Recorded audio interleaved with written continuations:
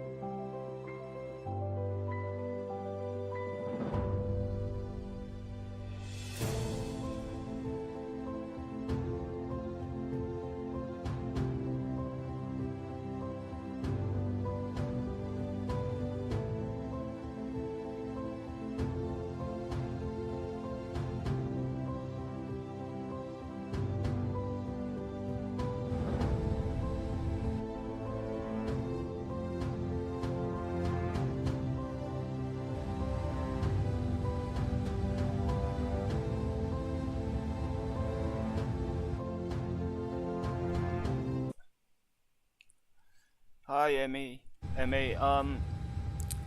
I can restart the plane if you want, so you can see from the whole beginning.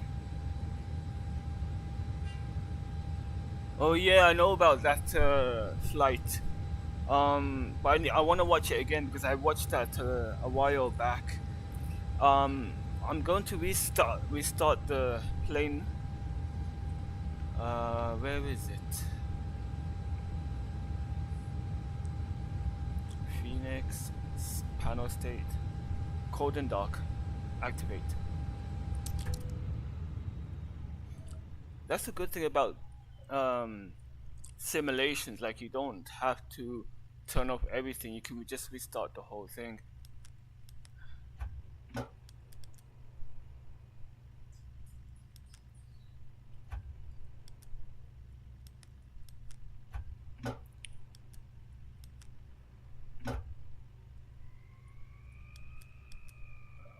Okay.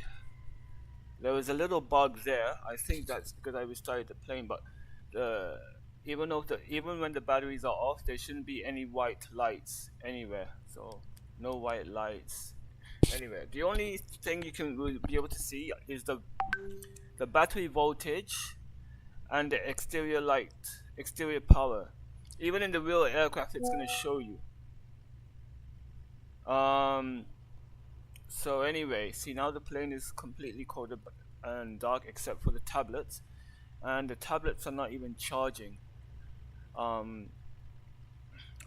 mentioned this to you before, but in the past, instead of tablets, they would use printed paper to see the charts and the other things. So anyway, this is the cold and dark procedure. I have a lot of time, by the way, because this is a short flight, only 1 hour. I'm just going to I'm just checking. I have the chat open in the secondary window, so you can always talk to me and I won't miss out any messages. This is the great thing about having two screens, because the problem was, like, I wasn't able to reply to you instantly because of the single screen, and I had to keep switching over. So anyway, I'm going to so the first thing we're going to do is, paper has its advantage, but yeah, I agree. Paper has its advantage, but so does the tablet. But the problem with paper is that every month or yearly, we have to throw all the charts away, because every time the charts are getting updated, and it will show you the date of the last chart. So it's just a waste of paper, you know, to keep reprinting the charts. Also a waste of ink too. Anyway, I don't know what's gonna happen in the simulator tomorrow, but there's two ways to start the aircraft. You can either start it using the exterior power, or you can start it using the APU. I'm gonna use the normal way, the normal way, because in many airports, it's prohibited to turn on the APU while at the airport. They recommend that you turn on the APU at least 5 minutes before you start the engines, because the APU is loud, the APU is noisy, and they're trying to cut down on noise pollution. So most major airports have the ground power unit have this connected. I can even delete it, not delete it, but turn off the GPU and why is it still there? Oh, it's gone now. And the exterior light is not there. It shows that the GPU is not available. But most of the time the GPU will be there.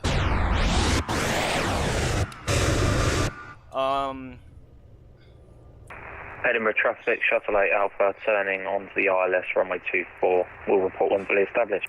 Edinburgh traffic. But small airports won't have a GPU, so you have to rely on the APU to power the aircraft. So the first thing we do is we turn on the batteries, and then from there we can branch out to either the external power, or the APU. So I'm not going to do the APU start, but if we do the APU start, we first need to test the APU fire switches to make sure the APU fire system is working, just in case there's a fire during the APU start, and then they will start the APU. But normally I'll go from battery to external power. So now the aircraft will be powering up, the screens are switching on, and they're going to be running a self-test. And then you're gonna be hearing some beeping and some noises during the self-test. These fans that you can hear are the equipment cooling fans, because the equipment gets very hot, so they need fans to cool them down. Like in the cabin, you can't hear anything; you just hear noise. But in the cockpit, you can hear the fans keeping the equipment cool. And then next thing, we have to turn on the crew oxygen supply. There's the noises going on. These are for the, Edinburgh for traffic, the Lufthansa 2524, oxygen masks in joining case the of an ILS for 12 emergency. miles, final Edinburgh traffic. So the next thing we do, we have to test the flight recorder if it's working. Shuttle 8 Alpha, fully established, ILS 24, 8 miles to go. So we turn on the ground control and we hold this button till we hear a beep. Edinburgh traffic, showing 84 hotel takeoff runway 24, Edinburgh traffic. So that means it's working, and then we switch this switch will tell us for the evacuation we put it on captain, so it's the captain's order to evacuate. If I put it in the other, it's either the captain or the purser. The purser is the leader of the flight attendants, or the boss of the flight attendants, you can say. Now we go to the IRS switches. I sent you a video about the IRS. It controls the primary flight display, the navigation display. Basically, the aircraft doesn't know where we are, so we have to switch the IRS switches to nav one by one. Oops, there. And then what's going to happen is that depending on where we are in the world, it shows here IR in alignment plus 7 minutes, so it's somewhere above the 7 minutes. But slowly you will see the screen start to synchronize or align itself. Next thing we do, we come down, we put the strobe lights to auto. The strobe lights are the white lights on the ring. Usually we turn them on when we enter the runway. But usually when it's in auto mode, it's basically... Switch this over, it's kind of annoying. Where was I? The strobe lights. Sometimes you can forget to turn on the strobe lights, but if it's in auto, as soon as the aircraft lifts off the ground, it's going to take the weight off the landing gear. And once there's no weight on the landing gear, then the strobes will turn on automatically. We're going to turn on the navigation light. That's telling the ground crew outside that the aircraft has power. We're going to turn off the seatbelt signs for now, and we're going to put the no smoking in auto and the emergency lights on in arm mode. Not on, but in arm mode. And then we're going to test the cockpit lights to see if any bulbs are extinguished, so it shows that all the lights are working. There was a crash once, it was a tri-star, where they put the landing gear down, but the middle light wasn't working, and they thought the gear wasn't down. So they went and they started getting distracted, trying to see if the gear was down, and that eventually led to a crash. And the investigation found out that the nose wheel was down, but the light wasn't working. So that's why we have to test. We have the light test, so all the lights are on at the moment. It's like a Christmas scene, isn't it? So all the lights are on. Next thing we're gonna go up. We're gonna go to the fuel panel. We leave the fuel switches off. Then after we're gonna do the fire test for engine 1. Just check. So master warning, and then the middle screen is showing the engines left, and then there's a red one under the engine. So, and then the APU test to make sure that's working. We'll only if we did the APU test earlier, we don't have to do it again. But I'm just showing you for the normal procedure if we're under external power. But if we were under APU power, we wouldn't have to do another APU test. We only do it once. And then this is for engine number 2. Master caution, memos, and then engine number 2. And that's about it for the overhead panel. After we'll check the oxygen masks, checking if they're working. 1, 2. That they're working. Then I'm gonna set the middle panel up. Constraints. I'll have to explain what constraints are later. I'm just gonna turn on the VOR. Basically, VOR are navigational aids on the ground that we can use to pick up. I can't really explain VOR properly, but they are navigational aids that we can use to track. And then the QNH, I'll have to find out now. My flight. The QNH for Edinburgh would be 1009. So we set that up here. And then it's gonna 1009. So we have 5 minutes left into alignment. So some of the displays are already working, but not all the displays. What else? Then we go down. See, the engines are not showing any information because the engine computer is off. And then it shows that the cabin, we have the left door open. Oh, and I forgot to also show you another thing that I forgot to do in the electric panel. We want to test if the batteries are charging. So what we do is that these are the batteries here. That's a really unfortunate reason to crash because of a light. Yeah, there's a documentary on it. I might have to. It's. I don't remember the flight number, but it was a. What was it? It was a Trident jet. I can check now. Trident jet. I don't. TriStar. Sorry, TriStar plane. Okay, I'll put the flight number for you. Crash. Flight Eastern Air Flight 401. Eastern Air Flight 401. So we're gonna go back to the batteries. So they're at 27 volts. And we're going to check the charging system, so we just have to restart the batteries. 1.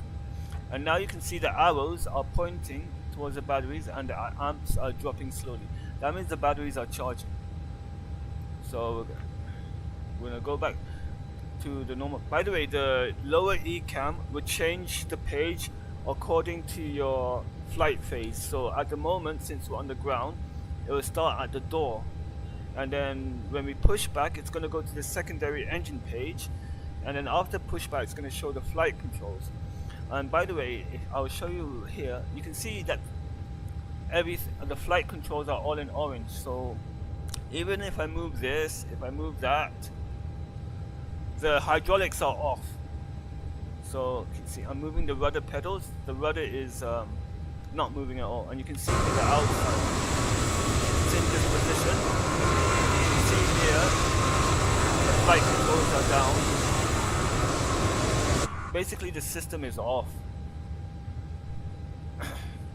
Yeah, there's the hydraulics.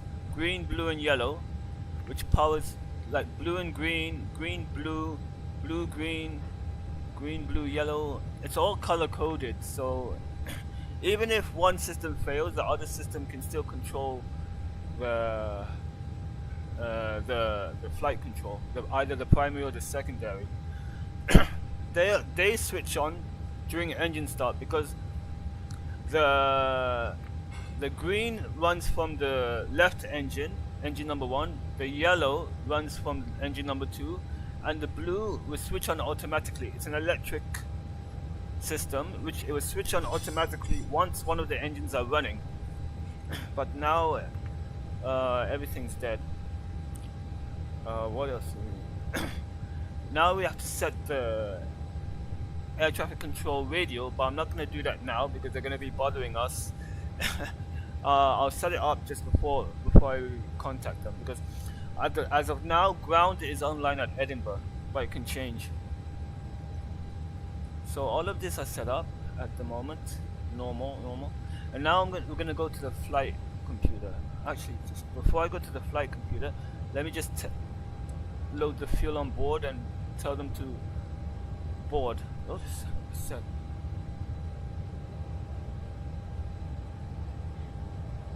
We send those.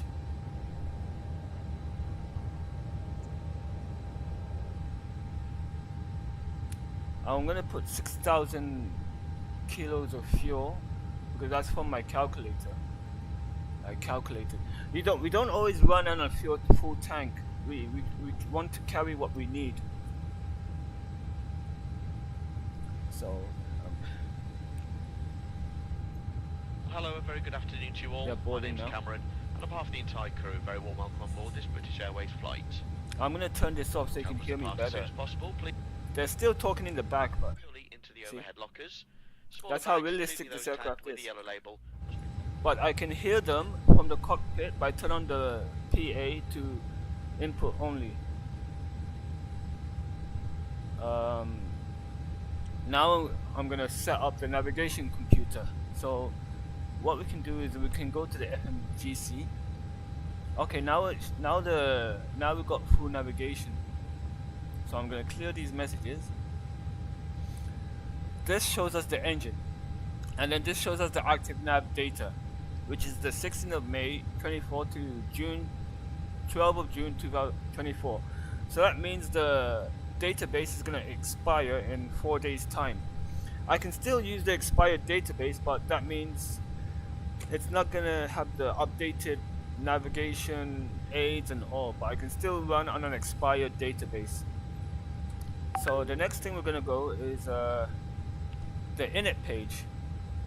Okay, so this is interesting. I don't know what they're gonna do tomorrow, but there's two ways to set up the route. You can either do it manually, or we can download the data from our airline. I don't know what they're gonna do tomorrow, but I'm gonna do it the hard way. so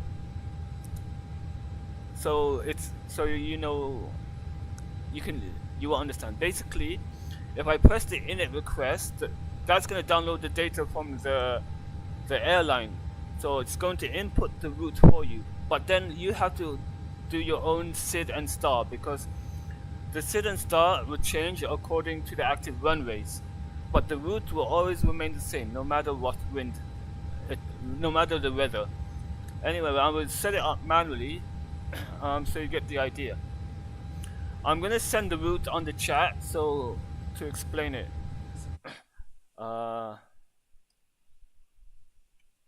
First I'm going to send the airports. So we have the two airports, and then we're going to have the route below. Okay. So the first airport is Edinburgh, and then the second airport is Heathrow. So what I'm going to do is that in the from to, I'm going to write EGPH. That stands for Edinburgh. And then, as you can see here, there's the 4 boxes, and then there's a line to indicate. It's like a template. So we have to copy the template. So EGLL. Do you see what I mean? Like from here and then to. So watch what happens when I put it in. There you go. But basically, why are there the orange boxes everywhere? So next page, like we have orange boxes here. Performance, we have some orange boxes. Orange boxes means that they need to have data inside. You cannot leave the ground without inputting data. There needs to be data inside these boxes. It's a must. It's compulsory. So basically, we need to fill out all the boxes. So the flight number today is Shuttle 8 Hotel, and the cost index from the airline gave me 20. Basically, the lower the cost index, the slower you go and the more fuel you save. The higher the cost index, the faster you go, but you will burn more fuel. And I picked today flight level 350. That means 35,000 feet. Alright, and then we'll go to the next page. Okay, now the refueling has complete. I can now turn on the seatbelt signs. It shows seat belts, no smoking, parking brake, TCAS on standby, and there's a company message that I will check. So the fuel on board will be 6,000 kilograms. Block is the fuel, so that is 6 tons. And I don't know in the simulator where you're going to get your zero fuel rate from, but I don't know how they're going to give you the zero fuel rate, because there are many ways to get it. But for me, I get the zero fuel rate from the company message. Where's the X? So the zero fuel rate is 61,000. Remember that, 61,000. We'll go back to the init page. The init page means the initial page. So we go in it, and we finish this, and then we go to the next page, and the zero fuel rate was 61 tons. Tons is 61,000, and we need to get the zero fuel rate CG, but I cannot get it yet until the whole aircraft is full, and they're gonna send me another company message, and then I'm just gonna leave it like that for now. Now we're gonna go to the flight plan. So what happened? This is the normal mode. So usually I have it switched to arc. This changes all the navigation. But when I'm on the ground, I go to plan mode. And I can zoom in and out using these switches. Usually when I'm on plan mode, I leave it at 40 nautical miles.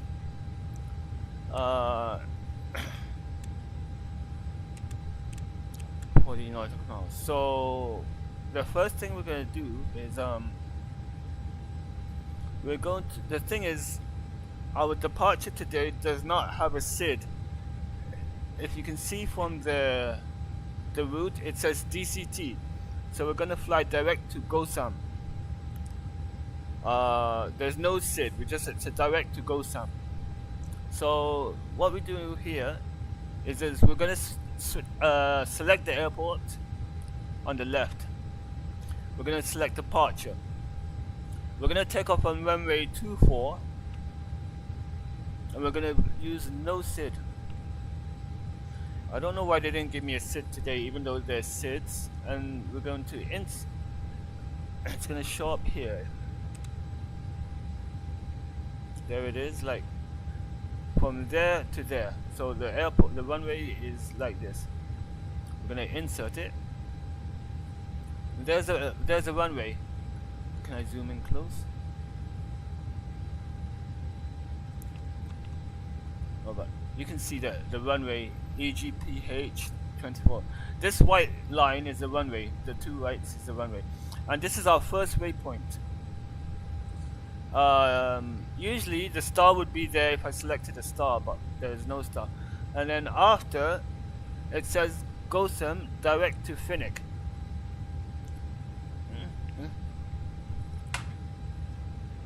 So what's gonna happen now is I'm gonna write Gosam here, and you can see the navigation display. Keep your eyes on it. I'm gonna insert it below the first waypoint 1605, and I'm gonna press insert. Now you can see it's not yet connected. Where is the second waypoint? There it is, the second waypoint here. In order to connect it, there's a flight plan discontinuity. You just press clear and you click on it on the left, and you press insert, and look what happens. It draws a line. So this is our first waypoint, and this line is going directly to Heathrow south. Gosam. So the next waypoint is Finnick. Let me just use the arrows to go to Gosam. The next waypoint is Finnick. I'm not writing it properly. Finnick. After Gosam. There it is. It's drawn it here. And I'm going to delete. This is our enemy. You don't want this in your flight plan. It's not good. So now this dash yellow line means it's not yet confirmed. The plane will still follow the green line, but once you press insert, it's going to delete the green line and change it to the new one, just like that. So now we're on Finnick. Now the next one says L612. L612. So we're gonna fly from Finnick to the next waypoint Airbus using L612. Basically, L612 is the highway, the airway in the sky. So watch what happens. So we're gonna be flying this highway we're gonna enter this highway at Finnick and exit at Airbus. Even though that L612 can be longer, that's our exit point. So we have to insert it here differently. So we have to go inside the waypoint Finnick, go to Airways, and then we're gonna type L612 to Airbus. This is our next waypoint, Airbus. So that means, and then we're gonna reach Airbus, and then basically like the waypoints are separated, and so it's direct to Gosum, and then direct to Finnick, and then a highway to Airbus, and then another highway to Lakey, and then direct to Nugra, and then the last point was the Nugra 1 Hotel. That is the star for Heathrow. Since I will show you what's happened now. I'm not going to insert it yet, but you can see it's already drawing lines automatically. I don't know if I can skip it from here, but anyway, I'm going to, it's basically drawing lines automatically. Sorry, not automatic.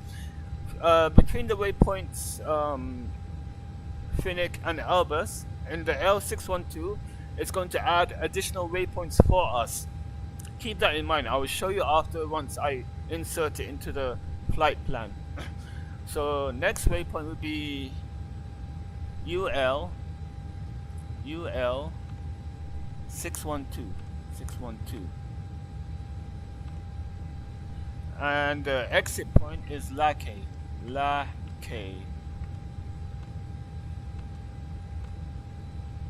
And then since there's a direct, I can insert it, because you can't enter directs in the airway page. So now look what has happened. Remember, I entered Gosum and then Finnick, and then at Finnick I entered the airway. I didn't enter Lucid. It came in automatically because of the airway, and the exit point was Airbus. And you see, I didn't enter all of these informations. This information all came automatically because I entered the airway. And then the last point was Lakey, because there's no waypoint from Lakey to Nugra. It's a direct. So since it's a direct, I can add it on this page. So Nugra. So see, the last point was Lakey. I'm gonna add Nugra, and we have to delete the discontinuity, and then it starts to join up. You can see it's a dashed line because it's not yet confirmed, but when I insert it, then it's confirmed. Let's go back to Nugra, and then now the last point is a star. There's the top of the sun showing up here. Let's see if I can zoom out for you.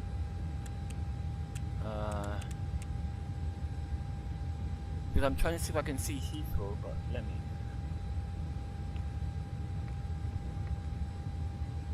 No, I can't see Heathrow until I enter it. Anyway, so from there, we want to, the next waypoint after Nugra will be the star. So I come down here, select Heathrow arrivals, and today's arrival will be runway 27 left. We can either choose to land using the ILS system, or using the localizer, or using an RNAV approach. Some airports, like I think like Innsbruck for example, don't have an ILS. I had to use an RNAV approach.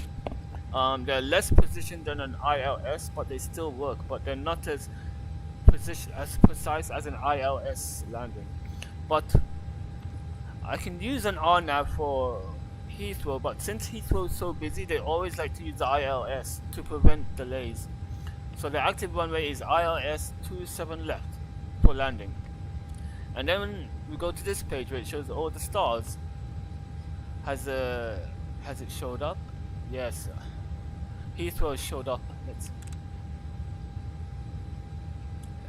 It's a bit confusing to explain, but the runway is here. I have to zoom out. So let me zoom in here. The runway is here, Nugra is here, but can you see it's going direct? This is what the star does. I didn't insert the star yet. Keep in mind, when I enter the star, it's going to change the flight plan. So it's the Nugra 1 Hotel, which is here. Let's see if it's done it. Yeah, but it should have done it. I can't see it properly, but I will fix it for you along the way. There, it's gonna go like this now. Let me just bring up the star chart. You won't be able to see it, but I can see it. To just check, to confirm. Where is the star chart? So it goes from Nugra to Tobit, then to Sofit, then to Nugra, Sofit, WCO, and then to BNN. Yeah, so basically the star is from Nugra to the last point is BNN here. So I'm going to insert that.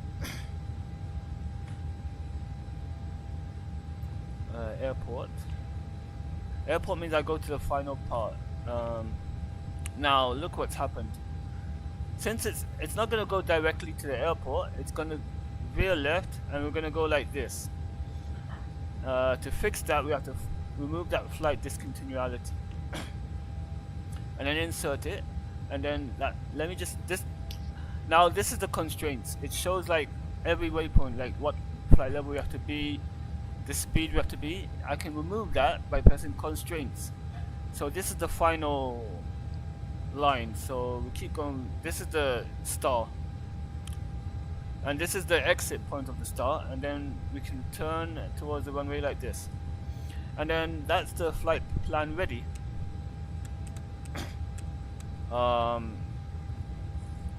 Now next I'm gonna add fixes. It's not important, but I use them.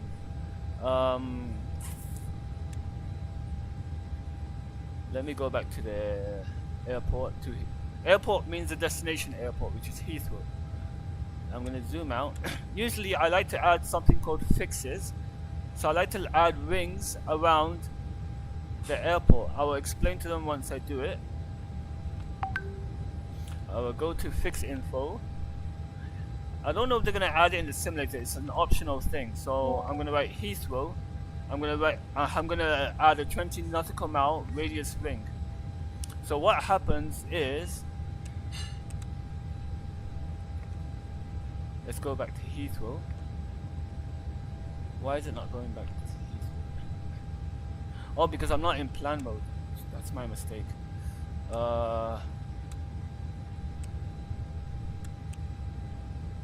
Okay, Heathrow's there, and this ring is 20 nautical miles. So when you're on the outskirts of the ring, that means you're 20 nautical miles from Heathrow in any direction.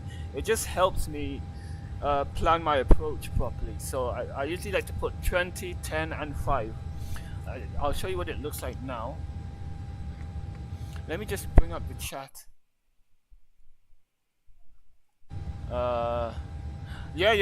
This took so long for me to master. It took me like 3 months to master it. to do this, imagine. I was making mistakes. I was getting lost in the air, and I had to leave the simulator because of that.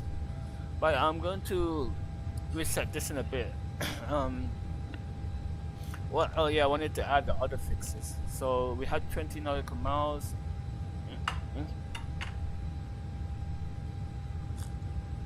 I'm gonna add the 10. So Heathrow 10, and then the final one, Heathrow, EGLL. Wait. This clear button is annoying me. See, this is the problem with using the mouse. It's so frustrating. Like, it's hard to do this. I wish this is why I'm buying the physical FCU, because like when I bought the throttles, it was so easy to use rather than the mouse. I'm gonna add the final one, which is 5 nautical miles. So I'm gonna show you what it looks like now. Airport, there you go. There's a 5 nautical mile, 10 nautical mile, and then the 20. Like I said, that's optional. I don't add any fixes at Edinburgh because we're just departing from Edinburgh.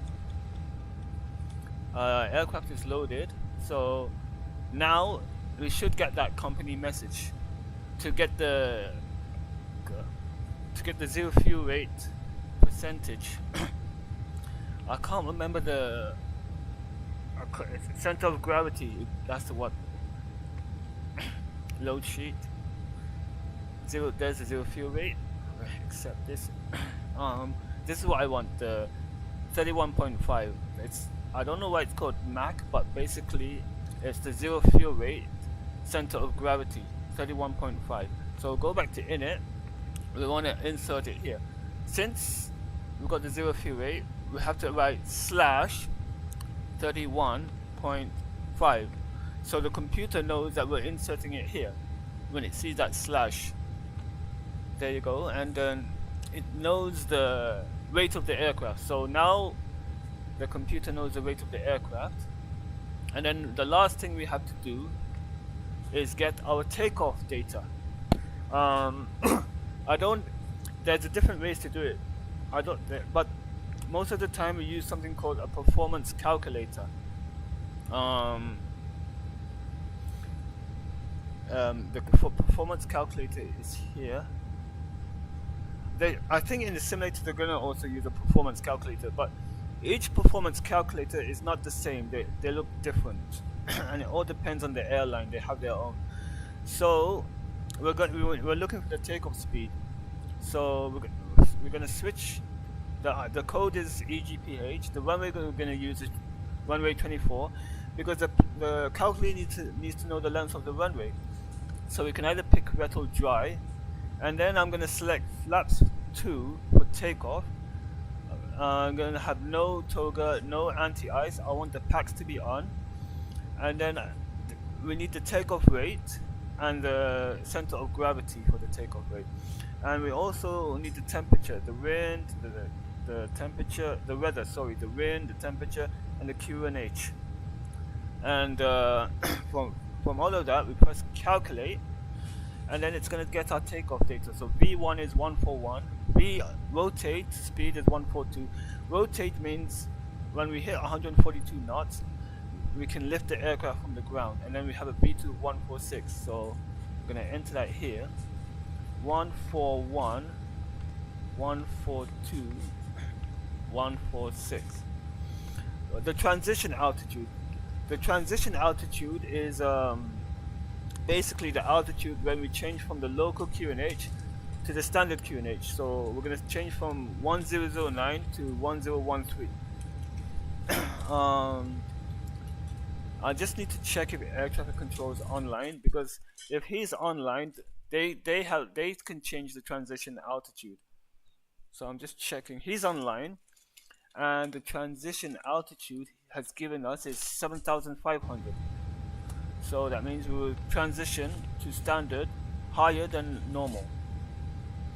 And then we have the flaps. So we got flaps 2 with the horizontal stabilizer down by 0.3. So 2/down 0.3. Is that right? Yep. And then flex to temperature. Basically, I chose the aircraft not to use the full takeoff power, since we have a very long runway. we can use reduced takeoff thrust in order to save fuel and save engine wear. So we're going to use a reduced temperature of 54. The higher the flex temperature, the less power the aircraft will use on takeoff. So at Heathrow, since the runways are longer, sometimes I get a flex temperature of 61. The lower the flex temperature, the more engine power will be used during takeoff. And then I'm going to choose to accelerate the aircraft at 3,000 feet instead of 1,000 feet. So once we reach 3,000, the aircraft is going to accelerate from the V2 to its normal speed. So now that's done, the next thing we can do is I'm going to call, I was going to say start the APU, but since ground is online, I'm going to call him 121755. 121755. By the way, if you need me to, if you need a break, let me know. I can just stop, like take a rest. Is he online? I'll have to call him right now. Listen carefully. He's gonna give me, I don't know if he's gonna give me a SID or not. He might give me a SID. Sometimes they do. Hello Edinburgh ground, shuttle 9 hotel, stand 4, Airbus A320 with information hotel on board, requesting Alpha clearance, QNH 1009er. Shuttle 9 Hotel, Edinburgh ground, hello, cleared to London Heathrow via the Gotham 1 Charlie departure, squawk 5232. 5232. Cleared under Gothic 1 Charlie departure, squawk 5232, Shuttle 9er Hotel. Shuttle 9 Hotel, just confirm that's the Gotham 1 Charlie departure. Roger, Gotham 1 Charlie's Shuttle 9er Hotel.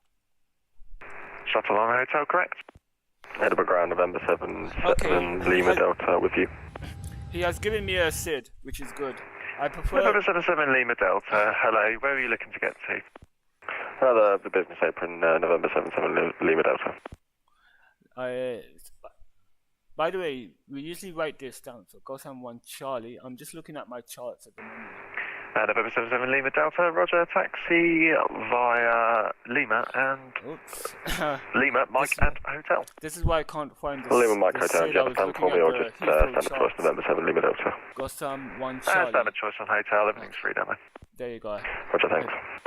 I pinned it. I can't seem to find a way to show it on YouTube. I haven't figured out a way to move the charts. I'm just trying to see it. SID. Okay, go some 1 Charlie. So I'm going to show you how to insert the SID now, since he's given us a SID.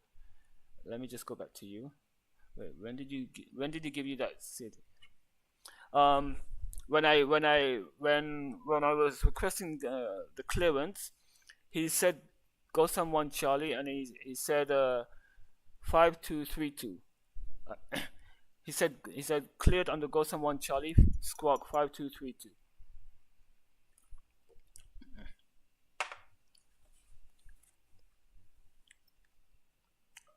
Maybe if you play it back, later, or he will mention. But right now I'm gonna add it in here.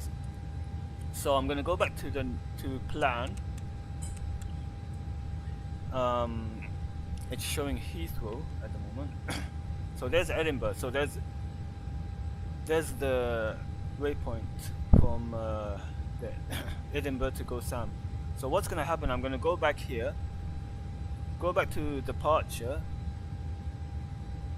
Runway 24. And there it is, the Gotham 1 Charlie. Now I'm going to zoom out so you can see what happens to the navigation display when I add it. I'm going to click it. There it is. There's a SID added. It's in the dash yellow line. So instead of going like that, it's going to follow this until Gotham. Insert. And there it is. There's a SID to Gotham. And I prefer flying with SID and stars. It makes life much easier. So I think we're ready. Oh, nope, not yet. I'm going to set this to 6,000. Basically arming the autopilot. So the speed is armed, heading is armed, and the altitude is armed. when they're armed, you will know when they're armed because each of them will have a circle. Vertical speed we're not using. The speed, the heading, well, we can say the nav and the altitude. So now we're ready. Oh yeah, we forgot to add the squawk. Each aircraft has a squawk code, so the air traffic control can identify us. So it was 5232.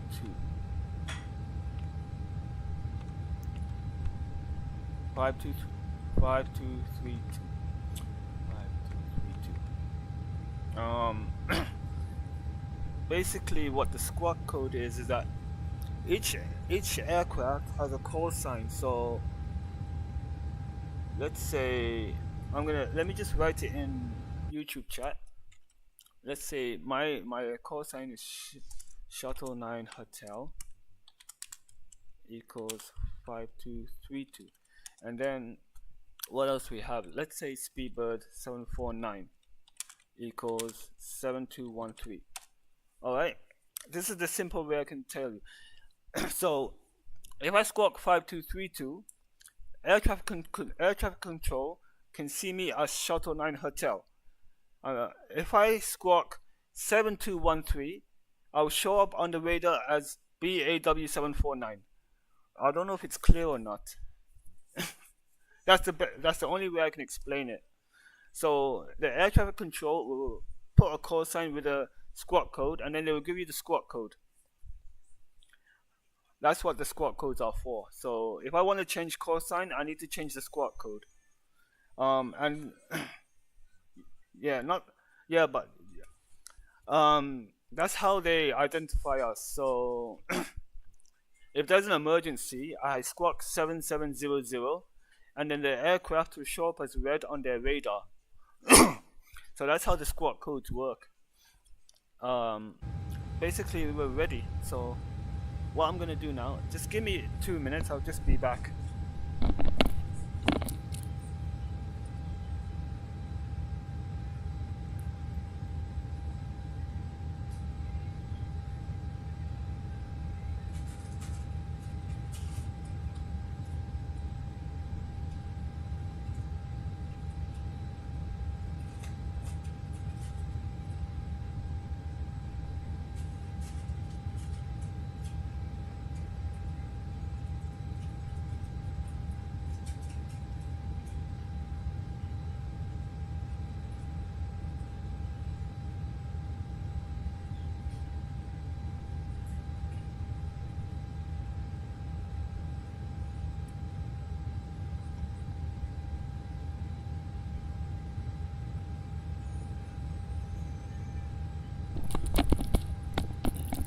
Okay, I'm back. Now, since we're ready, now we can turn on the APU because we want to get off the ground power. I showed you before. If I switch this off, the whole aircraft is going to switch off, and then also our navigation is going to get deleted, and I have to fill this up all again. Like the whole thing with the if I switch off the aircraft now, this gets deleted. This gets deleted, this gets deleted. I have to start from scratch.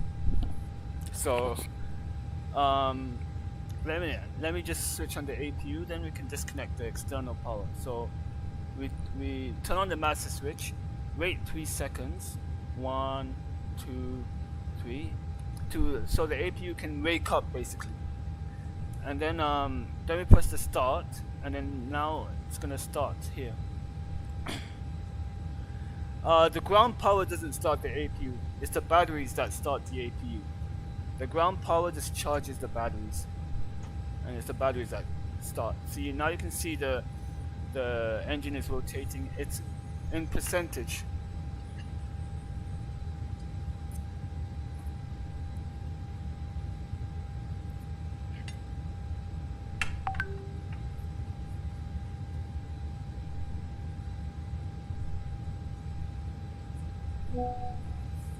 Man.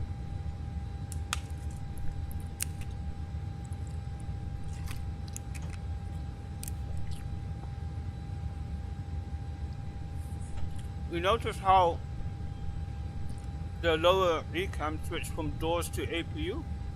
That's what I like about the Airbus. Whatever system is happening now, it will show us automatically.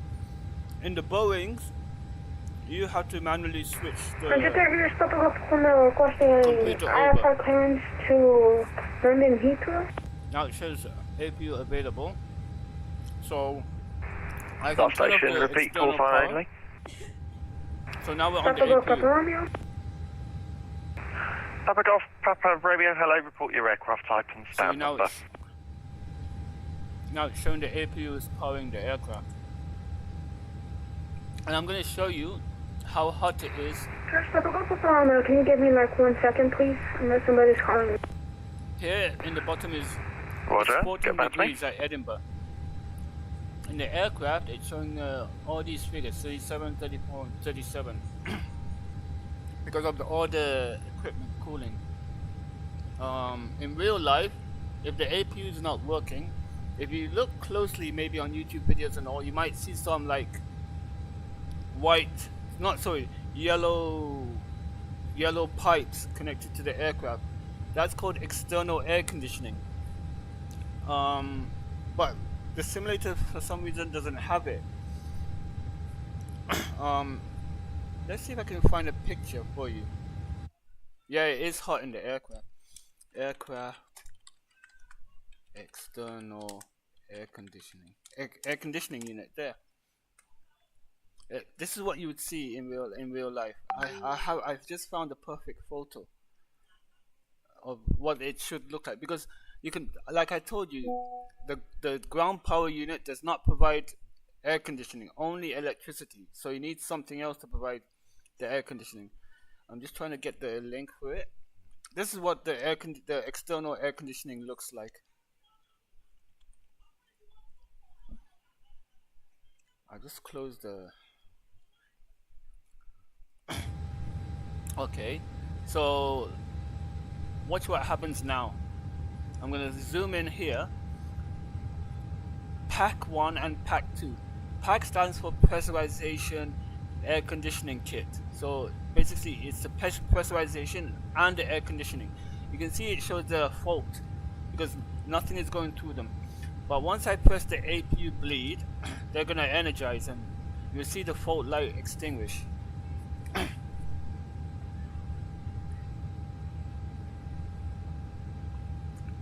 Pack 1 light turned off, and Pack 2 turns off.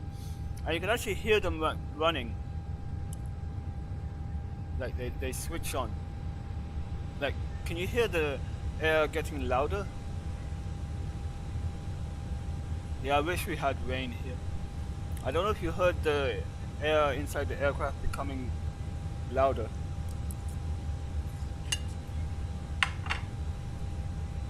I can show you here.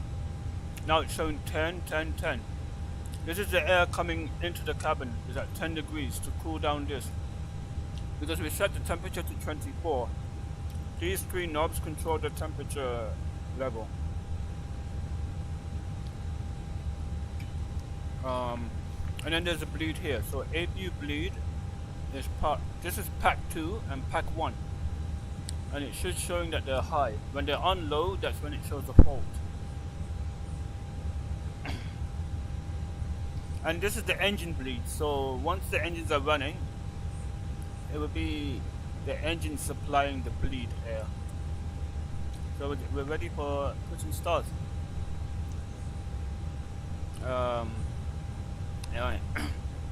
Ground Shuttle 8 Hotel, request push and start. Is he still online? Was that Shuttle 9 at Hotel? Yeah, Shuttle 9 at Hotel. Shuttle 9 Hotel, stand for, push and start approved, QNH 1009. Push and start approved from stand for, QNH 1009. Stand for is basically the gate I'm at. So we don't say gate for, we say stand for. So now we've got push and start. I can now turn on the fuel pumps to energize them. And then turn on the beacon light. when I turn on the beacon light, it tells the ground and everyone else that the engines are about to start. So now in real life, to push back, you'll be talking to the ground personnel, but since this is a simulator, there's no one to talk to. So you have to do the pushback yourself. But in real life, you talk to someone on the ground using the interphone. I will show you. So I will request push start. Cockpit to ground. Like that, they're talking. This is ground. Stand by. And you use this button mixed with this button to talk to the people on the ground.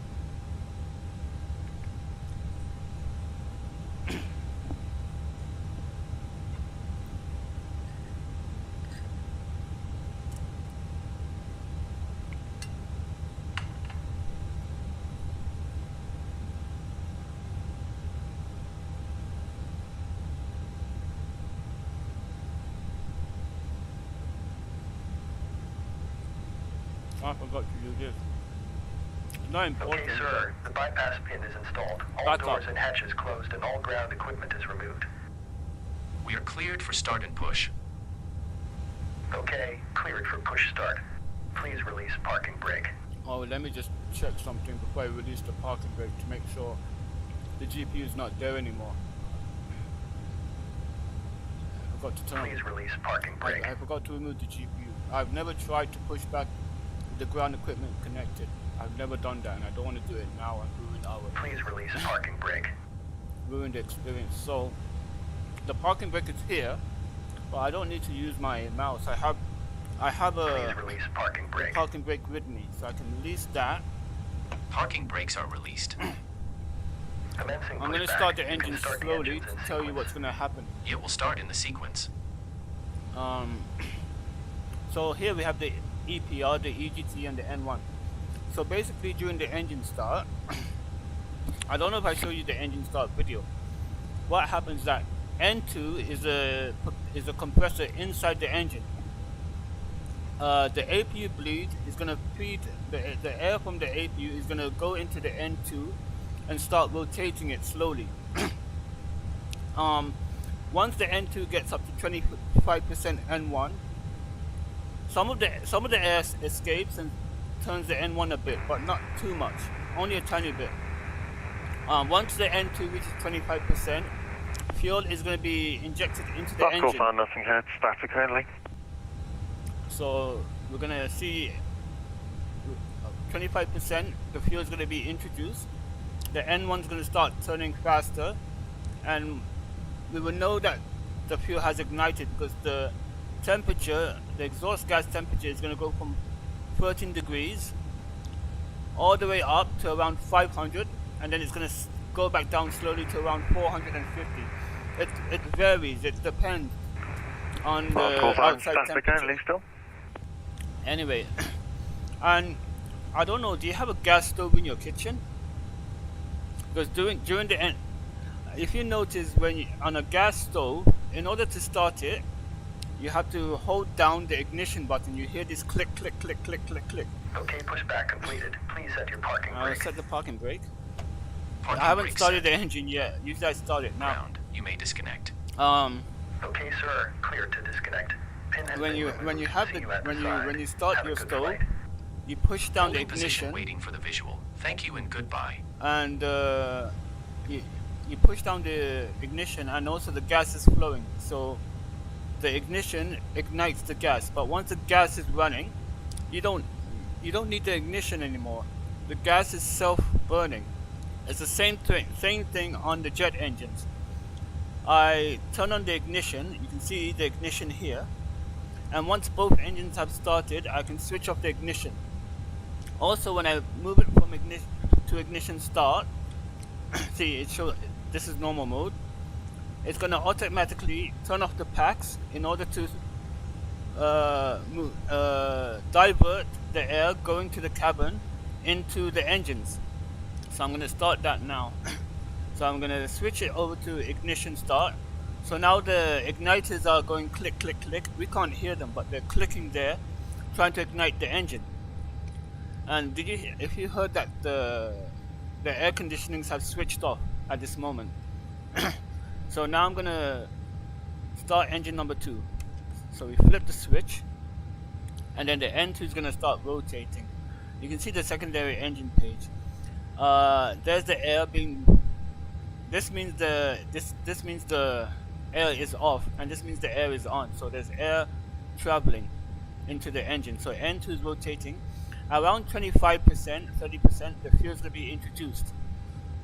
So you can see it's 14, and it's increasing slowly due to compression, and then the fuel is being added, and this is going to shoot right up once the fuel starts to ignite. It's not yet ignited, now it's shooting up. And the N1 is going to start turning.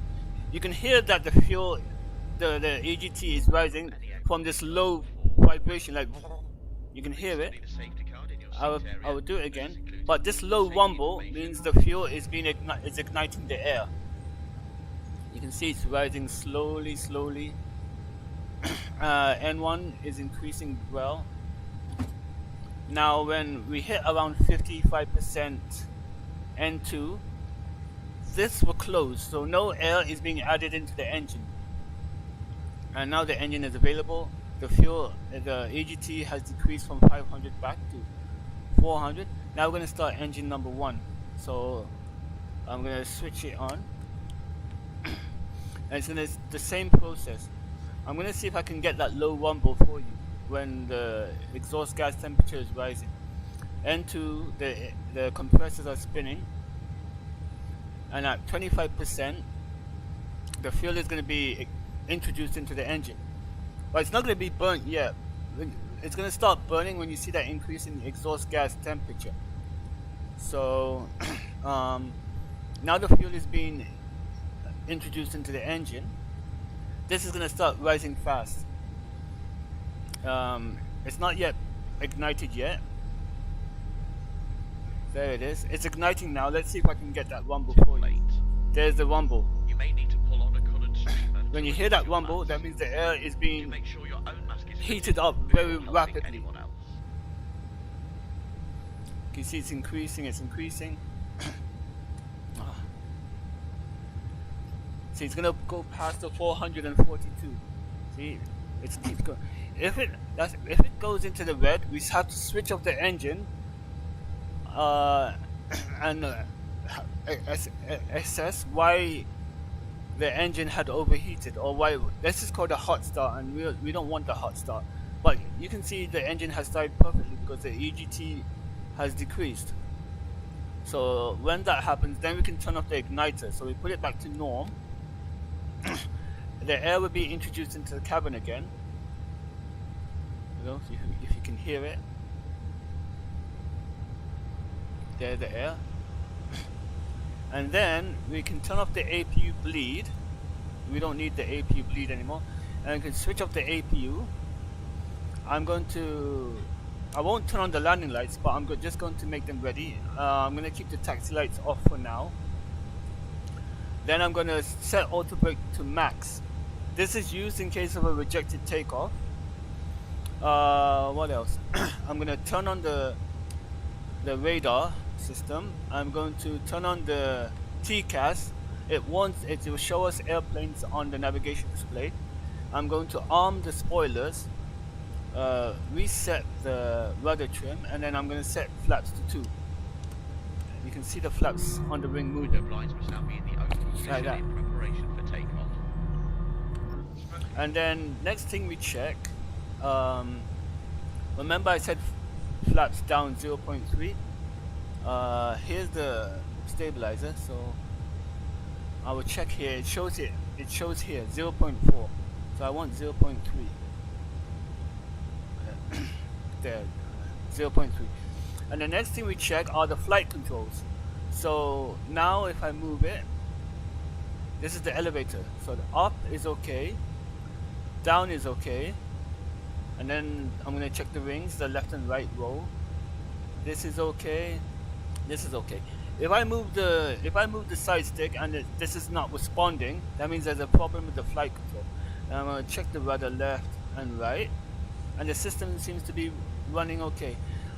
Remember earlier when I was moving all my moving all the side stick and all, they were not responding because everything was off. So now we're ready. Shuttle 9 Hotel request taxi. Shuttle 9 Hotel, taxi hold and point Delta 1, runway 24 via Alpha. QNH now 1010. Taxi to holding point Delta 1, runway 24 by taxiway Alpha, QNH 1010, Shuttle 9 Hotel. Okay, we just got a taxi clearance, so we have to, I will show you slowly if I can.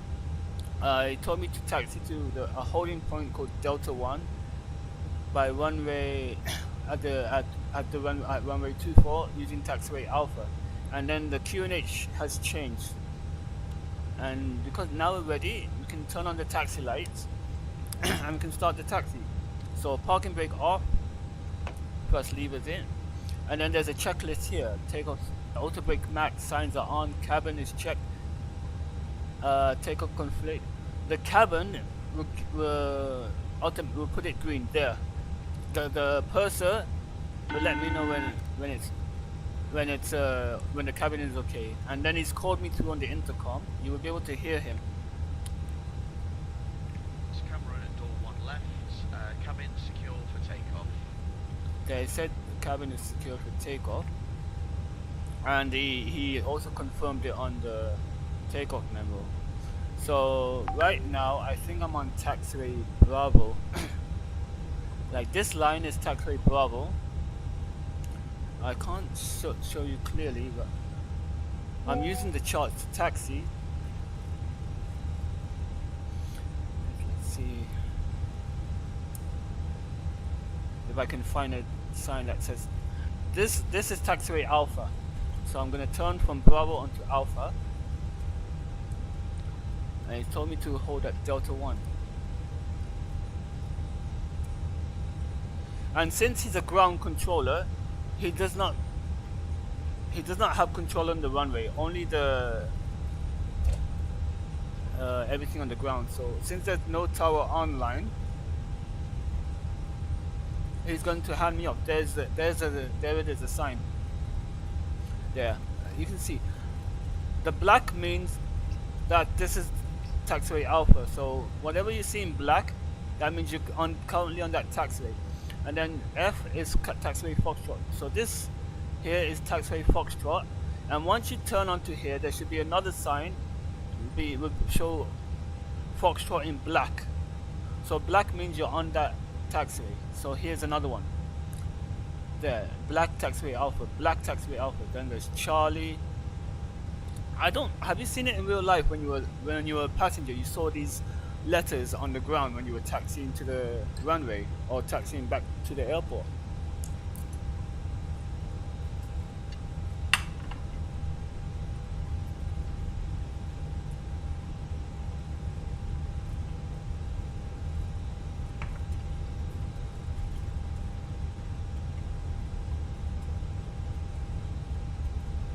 Edinburgh ground, good afternoon. Lufthansa 965 at gate 8 with information Juliet and Airbus A320.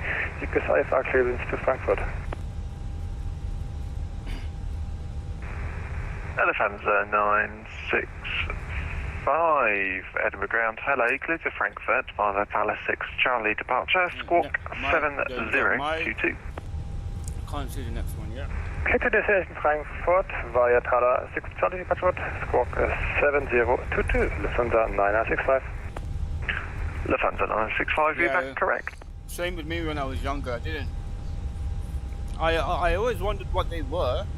I thought at first when I don't know what was going through my mind when I was a kid, but every time I saw these signs, I was like, are the pilots doing Shuttle 9 massive... Hotel, there's nothing further. Monitor Unicom 122.8. I can't see anything on final. Bye-bye. 122.8, Shuttle 9 Hotel. Thank you for your services. Have a good one. Shuttle 9 Hotel. Now he's cleared me up. So now we're clear. Whenever I saw this sign, I thought the pilots had to work out a new mathematical equation. I don't know why I was thinking that. So that's Delta. We're going to turn on to Delta, and the holding point was Delta 1. I'm just going to check if there's any one. I'm going to hold there and check if there's any aircraft landing. I don't. Only one aircraft on the runway. Okay, so this is the holding point Delta 1. It doesn't show here, but it's showing in my charts. So since there's no ATC, I have to check myself. So I park, so I stop, I set the parking brake, and I'm just gonna check the sim radar if there's any craft on landing. This is the issue when I had that what is it, Geneva. I had to go around because an aircraft had lined up without checking if there was any aircraft inbound. There's no aircraft inbound, so I can line up. Let me just go back to the YouTube so I can see the messages. You remember the incident at Geneva? Okay, so now I'm gonna turn on my TCAS so the radar can see me, so air traffic control can see me. We turn it off on the ground because then it's gonna just clutter the airport. But since we're taking off, we can reveal ourselves to air traffic control. That's what happened with the MH370. Why it disappeared from the radar, because they switched it off from here, and that's how the aircraft disappeared from radar. Now we're gonna turn on the landing lights, taxi lights brighter, and then we turn on the strobes. When we turn on the strobes, that means we're ready for takeoff, or we're allowed to line up on the runway. So now I'm lining up the runway, and I'm gonna, when we take off, I'm gonna hit this chrono button. It's like a stopwatch. I hit it before we take off, and then I click it again after we land, and it will show how long we've been flying for. It will show up here. They do it in real life. I don't know if you've seen any Airbus videos, like you see both pilots click their own, like one here and one here, and then they set takeoff thrust. Yeah, this is the steering wheel here. That's how they steer the aircraft on the ground.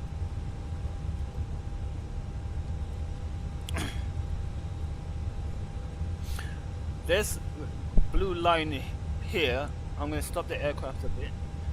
This blue line here, I'll set the parking, means that we're going to reach our altitude that we set here. So look what happens when I increase it to 7,000. If I increase it to 7,000, it's going to move. Oh, it's not going to show me because there's a constraint here. I will show you later during the flight, but it wants me to be at 6,000 here. That's how the SID is. Like the SID will give you like what altitude you have to be at, what speed you have to be at certain waypoints. See? I will have to show you later once we pass the constraint. Anyway, I would start the takeoff roll now. Parking brake release. I'm going to set 50% N1. Check that the engines are all stable. 50% N1 or EPR 1.05. And once they're stable, I'm going to start the chrono and go to takeoff thrust.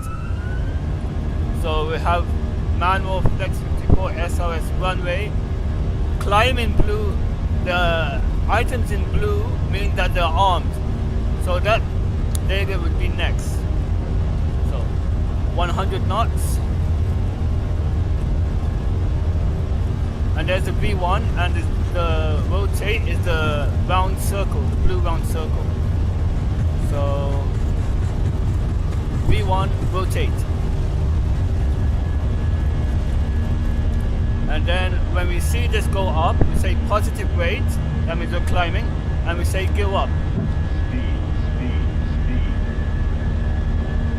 So the gears are going up, it's showing red, that means they're in transit. And then they're off, that means they're up. Well, that's a beautiful scenery.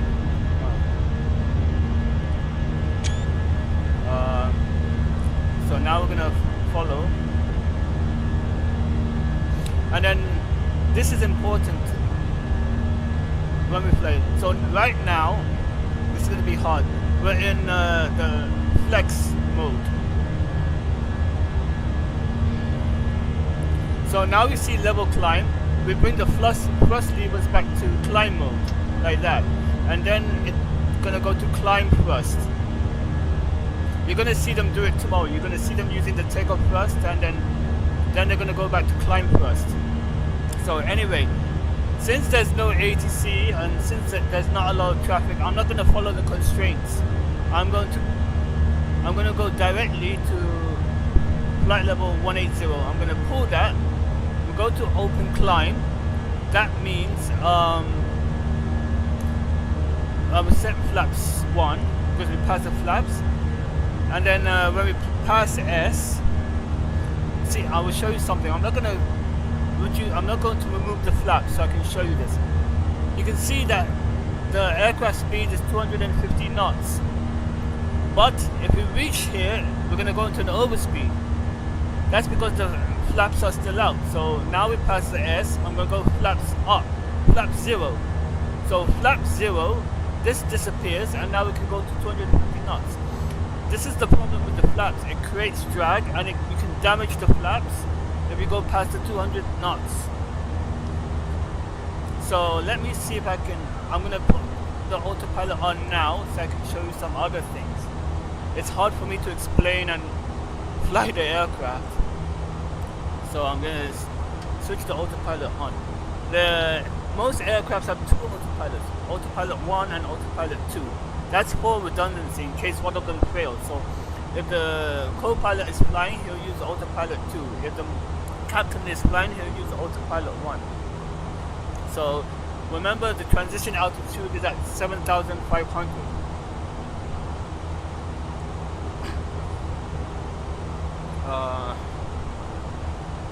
And also, like, now I'm going to disarm the spoiler. So I put this down. So this is to arm the spoilers to disarm, and pulling them back opens them up. So at 6,500 feet, the page I like to use is the flight plan page, so I can see the route. At 7,000 feet, this is going to start flashing.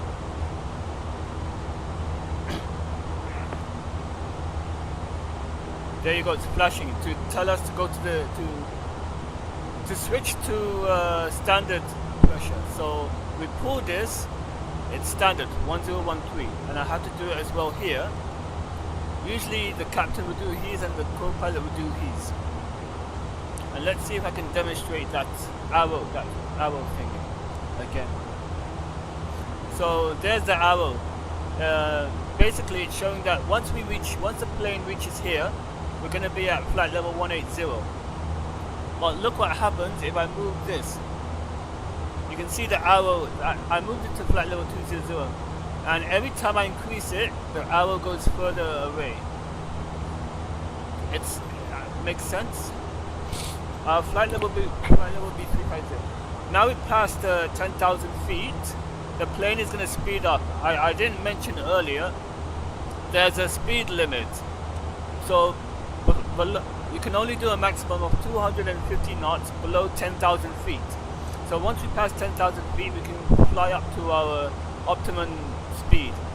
And then we can switch off the landing lights, the taxi lights, and then if everything's okay, no turbulence, we can switch off the seatbelt signs. So basically, that's to clean the aircraft up. And now we're on. Now this is the cruise page that the aircraft has opened up. So it's telling us the fuel use, the oil quantity of the engine, the temperature, the cabin pressure. You can see that the cabin is pressurizing by showing this up arrow, and currently the cabin altitude is at an equivalent of 2,650 feet. We got the outside temperature, which is minus 13 like this. The reason why the TAT is hotter is because of the of the friction when the air enters the aircraft. So the computer uses some calculations to get us our true outside air temperature, saturated air temperature, total air temperature, saturated air temperature. I still haven't worked out what this one is. I still, because it's not really important, so I haven't really researched on what that was for. The GW is the gross rate, and then we have the fuel on board. So let me check. So the destination is Heathrow, runway 27 left, and we're gonna land at 5:46 UTC time. So that's 8:45 our time, 8:45 PM our time. This is the distance to our destination, 321 nautical miles. And when we land, we should have about 3,300 fuel left. So this is our fuel we have now, and we should have 3,300 by the time we land.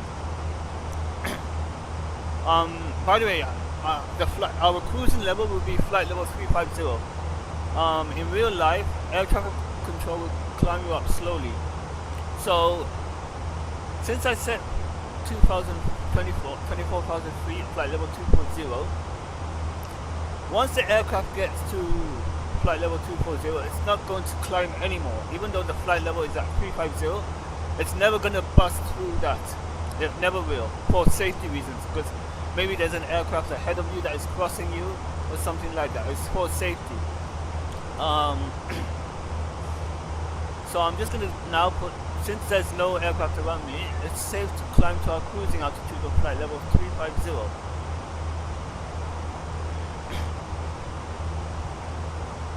Checking if the systems are okay. And if you want to check if there's any fault with the aircraft, I can press the RCL button, the recall, and it shows that everything is normal. Let me try and do a system. There we go. See?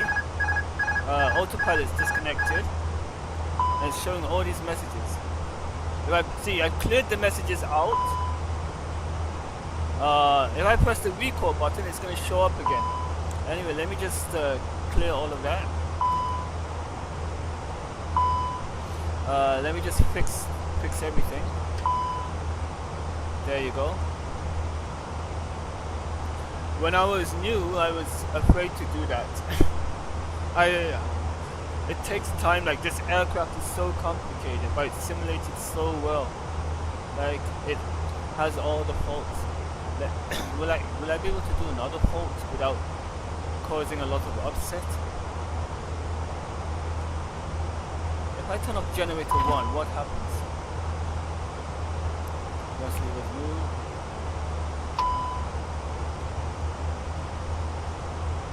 Okay.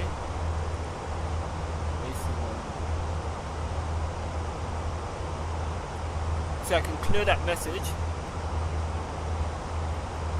This is the clear button. There's one on each side, left and the right side. If I want to see if there's any problems, I press the RCL button, the recall button, and it shows this. And it will also show in the bottom. Watch, this is the normal cruising page. When I press the recall button, it will go to the page that has the problem. So electric Gen 1, let me zoom in closer. Electric Gen 1 off, and it shows here Gen 1 is off, the generator 1. So if I switch that on, there, the system has reset. So when I press the recall, it's showing normal. And remember I said about the chrono button? So now we've been 10 minutes in the air and 22 seconds. So this is how I record how long I've been flying for.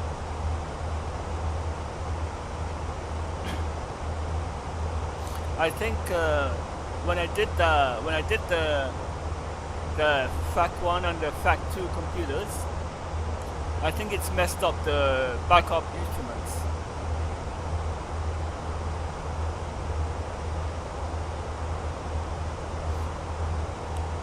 It's not really calibrated properly, but it's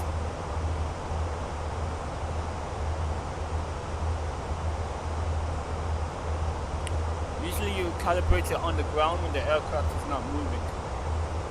But these are just backup instruments in case the RAT doesn't work, the ram air turbine. Oh yeah, here you go. Just so you know for tomorrow is that I can't do it now because we're in the air, but I set maybe 50% N1, or some aircrafts don't have the EPR, so some like the CFM 56 engines, the N1 is up here, and then it's N1, N2, and EGT. So when you do the takeoff, you set 50% N1 or 1.005 EPR. This aircraft, the engine is a V2500, so it uses EPR as its main reading. But the CFM 56, you're gonna either get one of those two, the EPR or the N1. It will show up here. You go to data and AC status, and it will show you the engine here, V2500. This is the variant 27A5, but the standard is the V2500. But you can ask the captain tomorrow, what engine is he using? What engines are the aircraft using? So once we get to 50%, I'm just going to use N1 so it's easier for you. N1 is the speed of the fan on the front of the engine. So once it goes up to 50% N1 and it's stable, then we move it into either the toga or the flex. I'll do it quickly for you. So you go from here to flex, or you go to toga, whatever the two. You only use toga if, I can't show it here because it's not there anymore, I can show it here. You will only use the toga if you don't know the flex temperature, then you use the toga. If you have the flex temperature, then you use flex. So toga means it's a full engine power, while flex is the reduced engine power. And then after, when you take off, maybe around 2,000 feet, it's going to show that message, climb lever, climb LVR, something like that. And then I went from flex to climb, like that. And it's you're going to be able to feel it in real life, but there's like these forces that, how do I explain? Like when I'm in climb, I have to use a little force to pull it out of climb. You can hear it's clicking, climb. You can hear these clicks. That means they're clicked into position. You will be able to feel that tomorrow. So we have I don't want to put it in idle because then it's going to disconnect the auto first. You can feel one here. You don't feel it here. You can feel one here, and there's not one here because that's the end of the rail.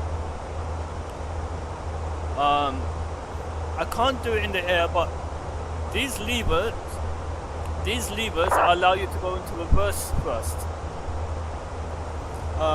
You might understand it more tomorrow. Let me just check where we are at the moment. Yeah.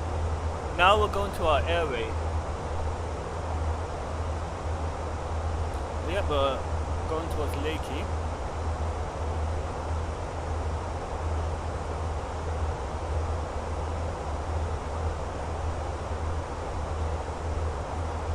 We're still climbing. What else do you need to know for tomorrow? Like, the first lever position is important. Let's for takeoff. When you come into land, I'm going to sometimes I manually use the first, sometimes I use the auto first. But I don't know if you heard it, when you're coming into land and you're very close to the runway, it's going to say 50, 40, 30, 20, retard, 10. When it says retard, it's telling you to move the thrust from climb to 0. So at 20, it's going to say retard, then I move the thrust to 0. If you look at the landing videos, you can see them doing that during the retard moment. You see them moving the thrust to 0.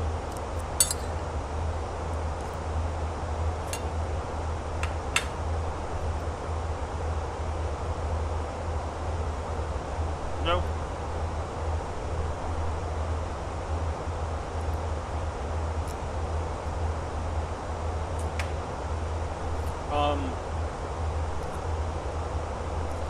This line here is the line we set in the altitude window, flight level 350. And if you can see here, this means the green means they're active, the blue means it's armed. So once it reaches flight level 350, open climate is going to extinguish and altitude is going to take its place. But since we're going to flight level 350, it's going to change from out to out cruise, showing that we're at our cruising altitude.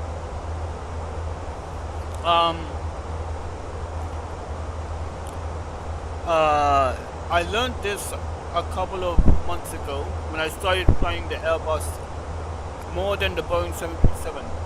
In the olden days, I would fly the Boeing 737 more than the Airbus because there was not a very good study level Airbus A320 back in the days. They were not as good as today's Airbuses in the simulator.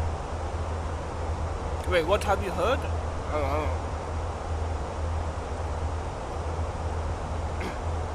Oh yeah, the retard part, yeah. You didn't know what the retard part was for?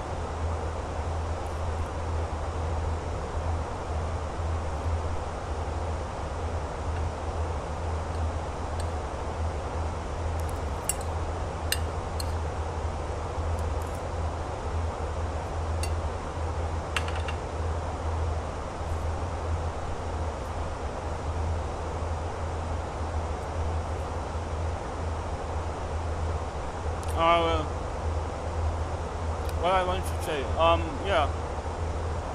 Oh, you didn't know about it before why it said retard. It's just telling the pilot flying to idle the engines. I will do that on the landing. But maybe the air traffic control is going to be in the way. The problem, Heathrow is busy at this time because it's a Saturday evening and most people are at home flying. So I don't think you'll be able to hear the retard with the air traffic or the air traffic control voices and all.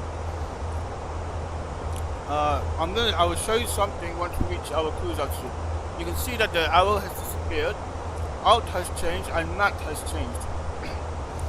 I have to explain Mach for you.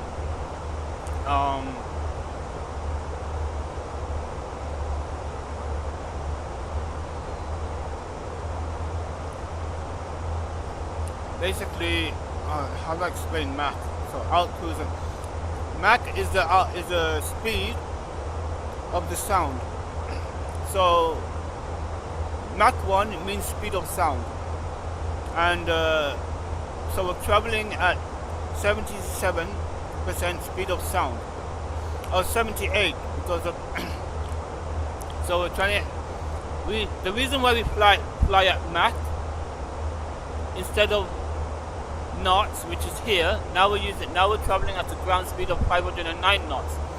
And the reason why we're traveling faster is because we got a tailwind. So it's 452 plus this tailwind, which equals 510 knots. If you want the ground speed and the true air speed to be the same, this has to be 0. The wind has to be 0 and the speeds will be the same. Anyway, back to Mach. The reason why we fly at Mach more than the indicated airspeed is because the higher we go, the slower the speed of sound is. So since we're going higher and we're going faster, if we don't take a look at our Mach, if the aircraft hits the speed of sound, it's going to damage the structure. So that's why we fly at Mach rather than indicated airspeed, because we don't want to damage our aircraft. We want to stay below Mach 1, because you know that sonic boom, when the sonic boom hits the aircraft, it's going to damage the aircraft's skin, cause damage to the aircraft. So we want to avoid the sonic boom, so we stay below Mach 1. That's why we have Mach here instead of the indicated airspeed, because the higher we climb, the speed of sound lowers. So on the ground, I think the speed of sound on the ground, the speed of sound is around 660 knots, and then the higher you go, the speed of sound can lower to maybe 450. Not where we are, but if I go higher, it could lower to 450. And that's why the speed has lowered here. Now, the one thing I wanted to show you, which I've learned recently, I kept asking myself ever since I started flying for Airbus, flying with Airbus, why are these two colors different? In the Boeing plane, both of these are the magenta. Magenta is pink, but this one is blue, this one is pink. And then they answered my question. When it's in pink, the computer is controlling the speed. When I am controlling the speed, see the ball goes away, I'll put, it becomes blue. So blue means I'm in control, pink means the computer is in control. I will put it back in, so now the computer is in control. This is why the altitude is in blue. You can never get rid of this. This will always show. The altitude window will always show, because it's very important to know our altitude. Crashes happen because of altitude differences, or when the altitude is the same. Well, I can zoom out here, and you can see that our top of descent is here. So when we reach this point, that's when we're going to descend. So usually I like to prepare the aircraft 5 minutes before the top of descent. The top of descent is here. It's going to be at 5:19 UTC or 8:19 local time. We are both in the same time zone. That's why I'm using local time.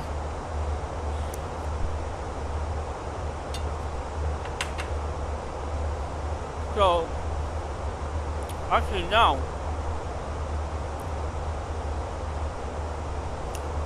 it's 5 minutes before descent. There, enter destination data. 5 minutes before descent. So what we do, we have to go to the destination. See, this is the window. Oh, there's a bit of turbulence. See, we lost some altitude, we gained some speed. There was a bit of turbulence there that we missed.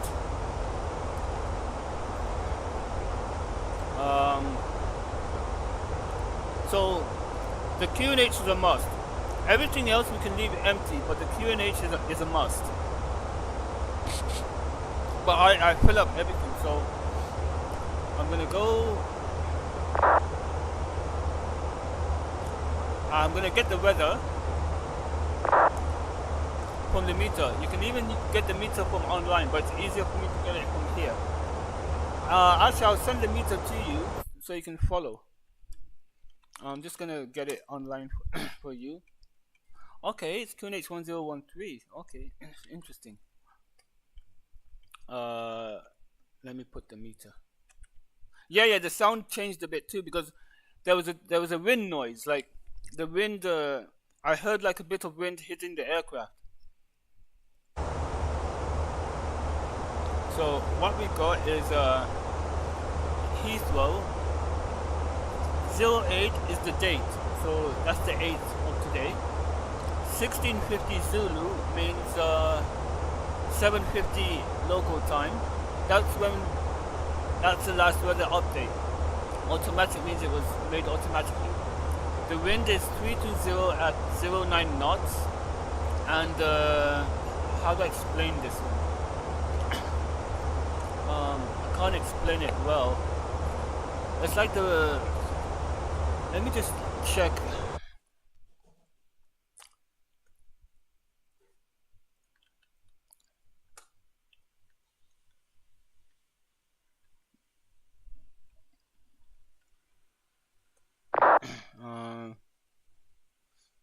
I can't seem to explain it, even though I have the information here.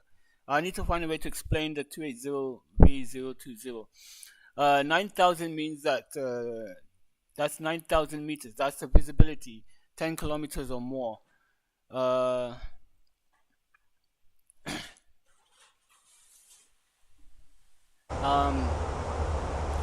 it's no clouds here. The temperature is 18 and the QNH is 1013. So temperature is 18, QNH 1013. I just need to make sure we haven't reached our top of descent yet. What else do we have? I'm just looking from.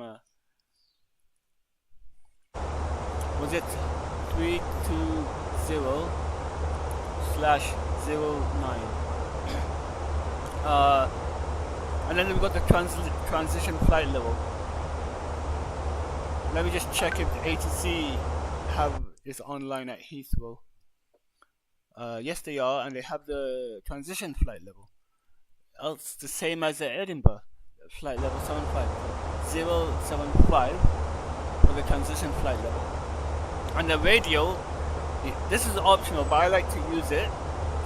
I get it from my charts. I'll tell you what the radio is once I put it in. So the radio is 102.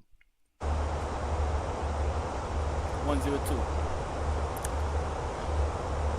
Do you remember the call out when it says 100, 50, 40, 30, etc.? I don't know why it's 102, but oh, ATC is calling me.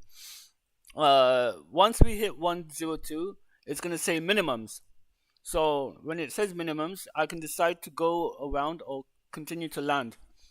So when it hits 102, it's going to say minimums. Let me just get to air traffic control quickly. And the thing is, now I'm a bit on a 120.025. The problem is that the top of descent is coming closer, so I need to rush this. If I miss the top of descent, it can be a bit of a headache. Not a headache, but it will give me more things to worry about if I miss the top of the descent. 1025.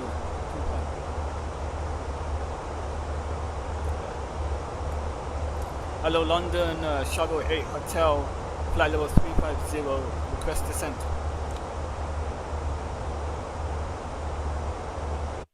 Okay. 120025. Shot 9 Hotel, line control, Roger, Nougat 1 Hotel for Heathrow. Direct stop it, and when ready, descend to flight level 200. We'll direct to socket and flight level 200 and cleared on the cleared on the Nobrick 1 Hotel level, runway 27 left. So we got flight level 200. I'm gonna press it to start a descent because the arrow is here. Now it's going to start descending, the engines are going to roll back, and I'm going to set auto brakes to low. Control, hello, EC58 Lima Delta, A320, inbound keypad, flight level 310. So, wait, I'm going to show you now. EC58 Lima Delta, squawk 2736. Squawk 2736, EC58 Lima Delta. How can I show you this? EG3 Alpha Kilo, request 5 o'clock. So, please. EG38 Alpha Kilo, report your passing altitude. Holding at 5,003 Alpha Kilo. 3 Alpha Kilo, thank you. Climb flight level 160. He told me 160 is 3 Alpha Kilo. He told me to fly to this waypoint directly. and to skip all the other waypoints. So let me just zoom out. EG58 Lima Delta, redirect There you go. Redirect success EG58 Lima Delta. So instead of flying direct to Tobit, he wants me to fly direct to Soapit. So I'm going to press direct, find the waypoint Soapit, click it, and then it's going to draw that line, and I'm going to press insert. So this waypoint deletes, the plane is going to fly and head towards Soapit.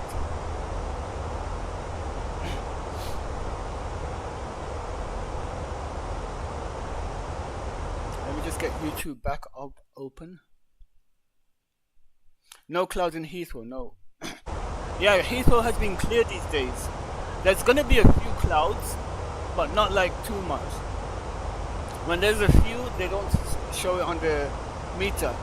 Do you have the Heathrow live open? Good day, control November 786 Alpha Mike, landing flight level 180.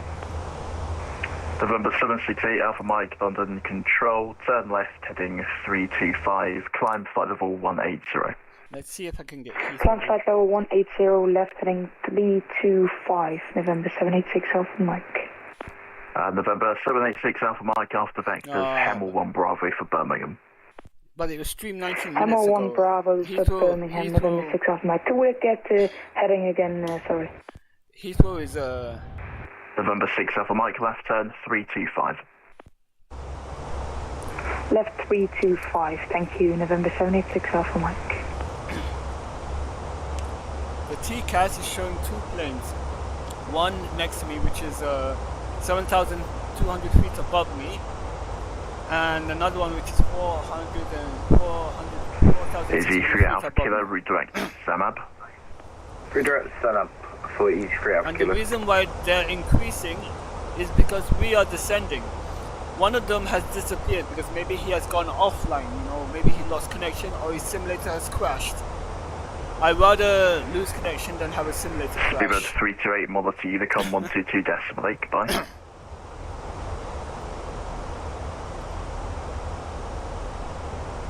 Speedbird 23, monitor Unicom, thanks very much. I'm just London, EG3 Alpha Kilo, can we get that direct again please, let's start out for us. EG3 Alpha Kilo, X-ray Alpha, Mike Alpha Bravo. Can we get that direct to X-ray Alpha, Mike Alpha Bravo, thank you. November 786 Alpha Mike, resume navigation direct Welland. Navigation direct Welland, November 786 Alpha Mike.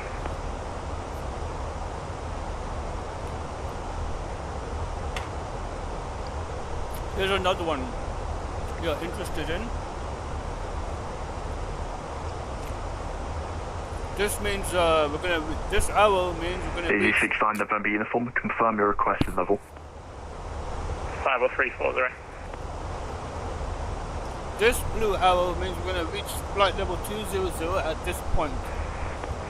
EG69 November uniform, roger. I imagine the French and Spanish, if they come online, will want an odd level, so can you take 330350? 350, it's fine. Christian November uniform, roger, thank you, climb to level 350. 350, 600 uniform. I haven't yet turned on the seatbelt signs. Unicom 122 decimal 8, goodbye. 122 decimal 8, bye-bye, good evening. The aircraft is United descending, 901, descent slowly. 80.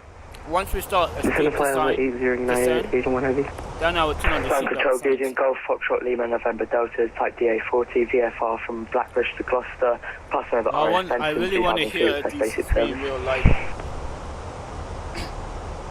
So now we have speed, descend, and navigation here. And November 786 These annunciations are very important.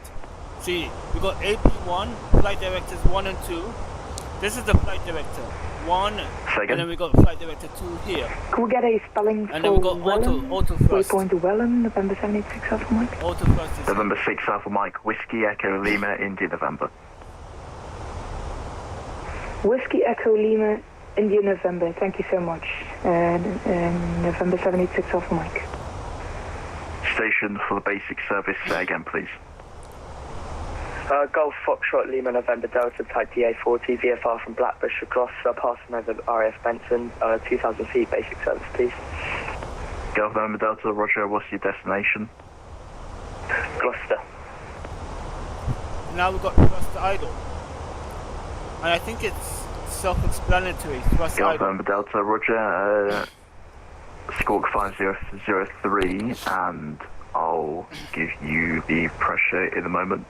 And can you just make sure next time you call up the unit first before requesting, because it's pretty much impossible to get the details as you're calling up there.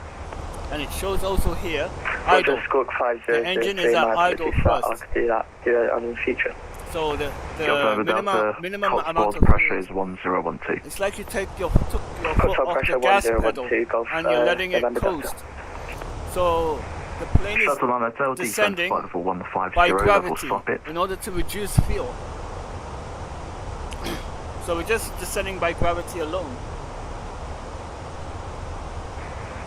Shuttle Hotel, descend to flight level 150 by Soppit. Descend flight level 150 by Soppit. Shuttle 8 Hotel. 150. United 901, monitor Unicom, goodbye. Unicom 901 Heavy, goodbye. My call sign is Shuttle 8 Hotel. And he told me to level by Soppit. So we're on path. 6 Mike Echo, monitor Unicom, goodbye. It's not going to show the arrow because we already put flight 150. So this is according to the charts. We need to reach Soppit by flight level 150. Even in the charts, there's still fuel going in at idle. Even in the car, even in the car, if you leave the car running, there's still fuel going in. The engine is still running, but it's not. It's just sitting there. You know, it's not being used. And it's not safe to turn off the engine then turn it on.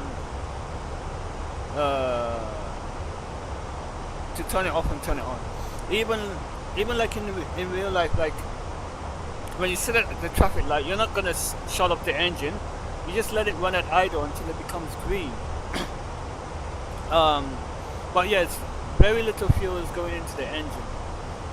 So usually when we're at cruising level, we're burning around 2,400 kilos of fuel per hour. Now it's currently burning 600 grams of fuel per hour. A bit less than that.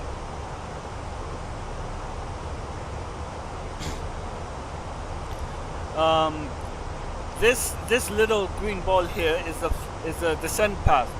So if it's above, that means this is the aircraft. So if the ball is above, the aircraft is below the descent path. If this is here, the aircraft is above the descent path. So Shuttle 9 Hotel, descend to flight level 80. Descent flight level 80, Shuttle 8 Hotel. 8,000 feet. I'd rather have this ball up here than down here. I'd rather be below the descent path than above it.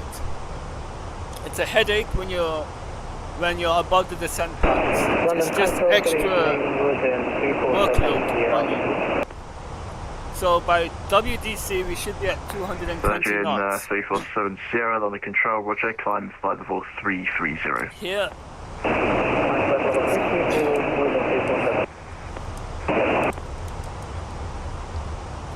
This is the speed that the aircraft needs to be, and this is the range. So I can either be, the aircraft doesn't want to go above this or below this speed. This is for the descent profile only.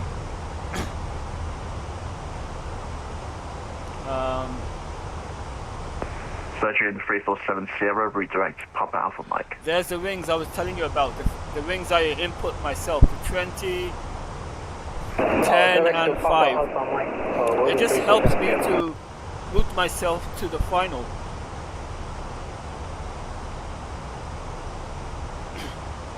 I'm gonna follow the computer speed unless air traffic control give me a speed. Oh, now we're below the. Now I have to speed up. The aircraft is dipping its nose to reach the path again, because now we're above it, and I'm also using the speed brakes to reach to slow down the aircraft. The speed brakes are here. There, these things above the wings. I pulled them out because we're above the descent path.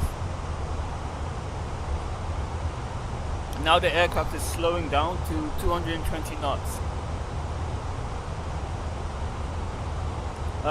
Usually, it depends on the chart. So each waypoint will have a speed.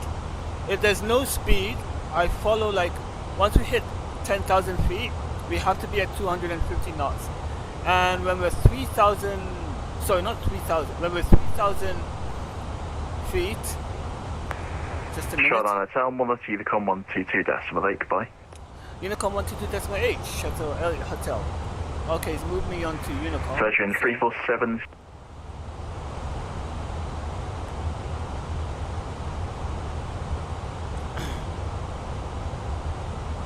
What was I saying? Yeah, I'm following the speed constraints, but usually the nearer, once I get to 10,000 feet, our spoilers the same, in the air we call them speed brakes, on the ground we call them spoilers. So in the air I'm using the speed brakes, and then on the ground we call them spoilers, because we want to spoil the air on the wing when the airplane lands. So the spoilers deploy when we touch down, and they deploy fully, but in the air speed brakes don't deploy fully. You can see here the message speed brake is here because I'm using it.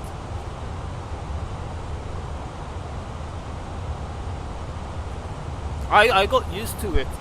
Before I had difficulty understanding what they were saying, and they would get very frustrated at me. Anyway, the speed constraints. I'm going to turn on the seatbelt signs now on. Trying to... I think I'm going to keep 220 knots for now. So I'm controlling the speed. Let me just check if Heathrow Tower is online. Okay, we reached 10,000 feet. I'm going to turn on the landing lights and nose wheel lights. I'm going to descend down now. You can see the arrows moving. I don't like to follow the final path. I like to leave the last waypoint of the star and vector myself in. So there's some clouds, but now we're below 10,000 feet. We can't go faster than 250. So when I'm here at this point, that's going to be 10 nautical miles, and there's a rule. It's called 3-2-1. So 3 stands for 3,000 feet, 2 stands for 200 knots, and 1 stands for 10 nautical miles with flaps 1. 3-2-1.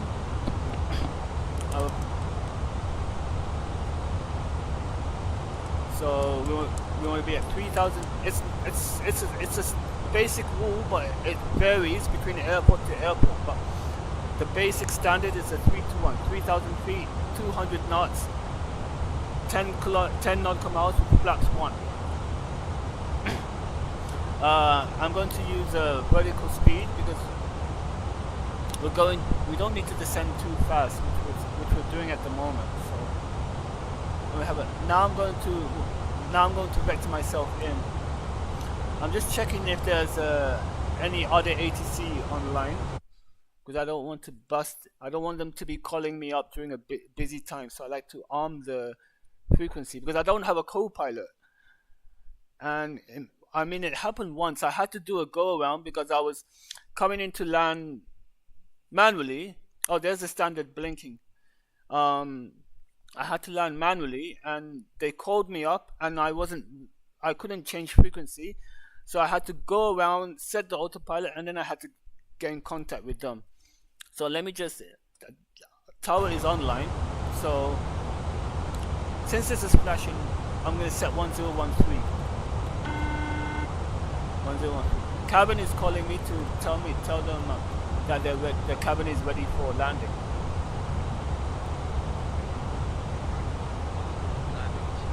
Cabin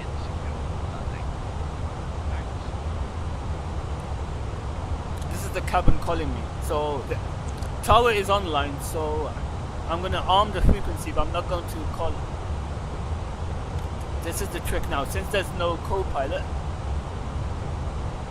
I have to do everything myself. This is the co-pilot's job.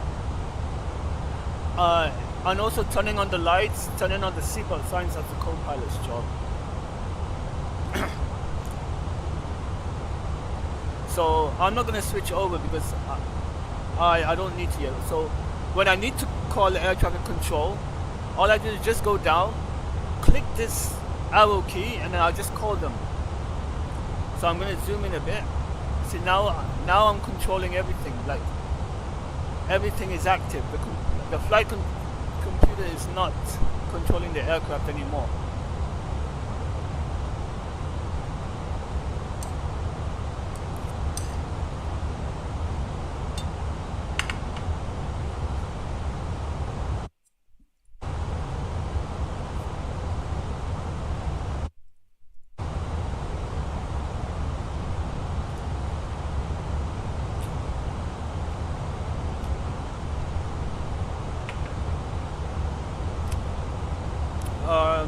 Now we switch on the LS button.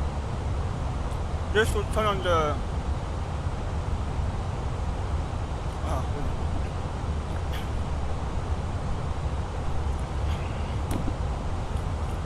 this will turn on the ILS.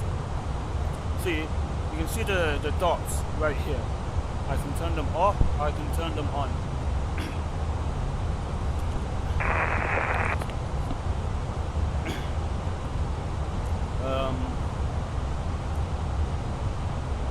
Autopilot is still 0. What is it? What is it? Wait, let me just chat because the heart is in the way. Autopilot is still 0. What is it? Autopilot is still on. The autopilot is on, but the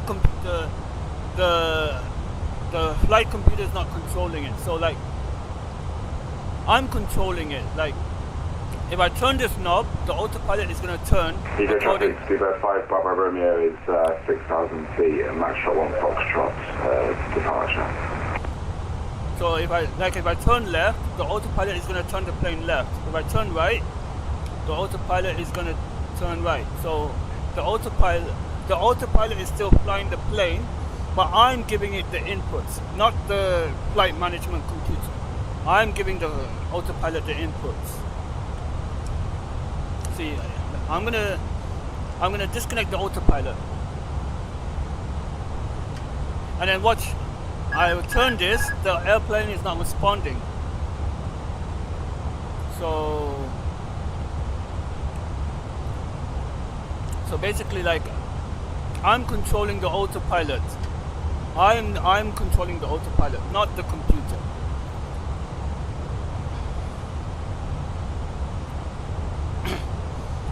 So now there's another aircraft. There's a bit of turbulence. This is London.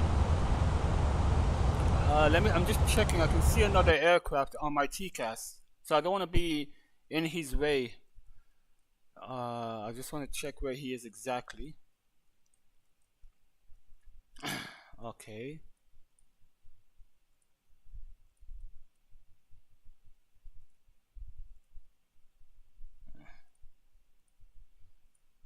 Oh, he's not flying. Why is the map stuck?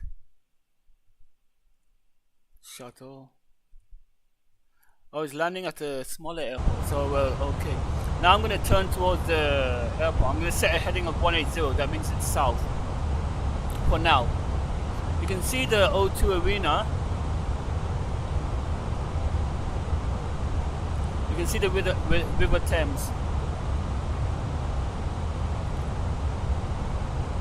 Basically, I'm doing the 321, 3,000 feet. We're gonna go down to 200 knots, but we have to be at 200 knots here, so that's why it's at 220. So I'm gonna keep turning until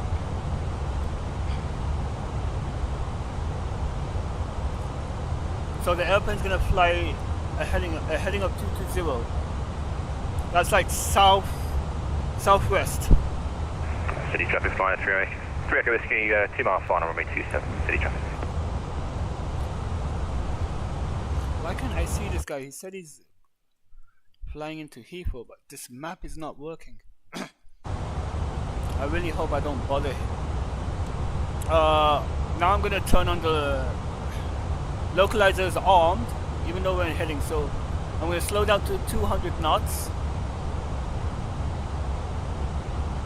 Remember, the autopilot is still on. Localizer green, I'm gonna set the approach. So now the glide slope is in blue.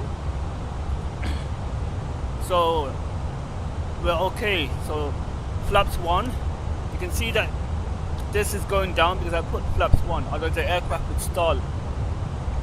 Is it working yet? Oh, this thing is not working. So I guess I have to use tower because tower is online. So yeah, tower bridge. You saw tower bridge. Let me just get on the frequency. 3870 from Alpha 3278, 320 degrees, 7 knots, close takeoff. By Alpha 3, let's take off. 3, 2, 1, with the flaps of 1. I don't do it all the time. Aeroflot 336, straight ahead on Alpha, and then hold at Alpha 3. I'm going to go to 160. I want to slow down the aircraft. Straight ahead, Alpha 3, Aeroflot 336. Alpha 3. So now we're going to pass the S. So the 551 ready for push and start. Scanner 551 226. You can see now east. The overspeed indicator has decreased because of the flaps. If we hit 220 knots, it's going to just damage the flaps. And that's not good. Good afternoon, Heathrow Tower, Shuttle 8 Hotel, finals runway 27 left.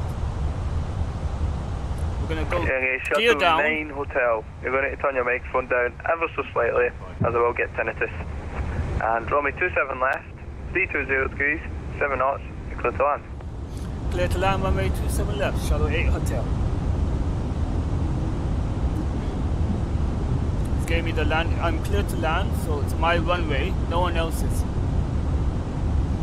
You can see I told you there's some bits of clouds, it's a bit hazy, but overall it's clear. That's what I was trying to explain about this. By Alpha 3, line up, 27 right. So I'm going to after slow Alpha down. 3 section to line up to 7 right. Now we've got these messages.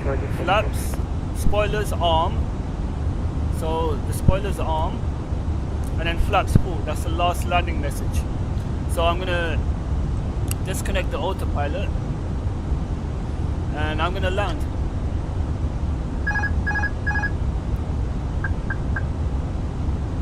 So hear the call outs carefully. 336 via section from Alpha 3, 27 right, the winds are 320 degrees at 7 knots, you're clear for takeoff. I not yet have set flaps full. And I'm not yet at my landing speed, so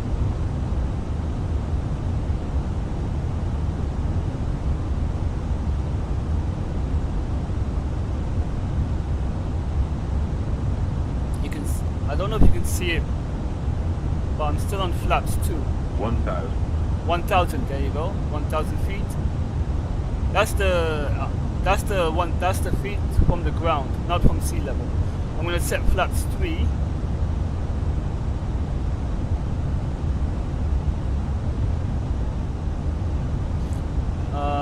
And I'm going to set flaps full. And now you can see the message has disappeared. It's green now. Speed. It's letting me know about the speed.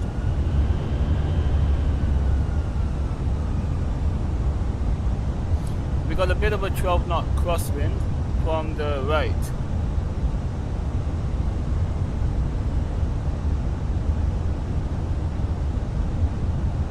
$500. 500. Speed 870, Unicom 1228, bye-bye. That's Unicom, speed 870, yeah, thanks so much, see ya. See ya. Oh, station Heathrow is closed now, so be Unicom 128. Bye-bye. Okay, Heathrow Tower just went offline.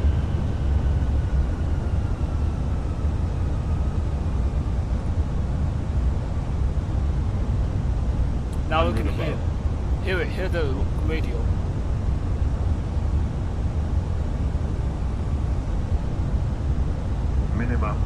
Minimums.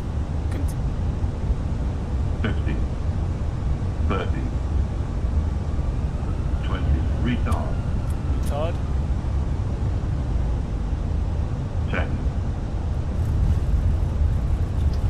Reversed. There's a plane taking off here.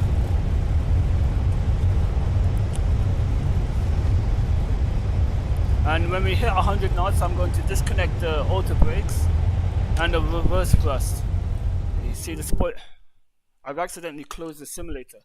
I hit out F4.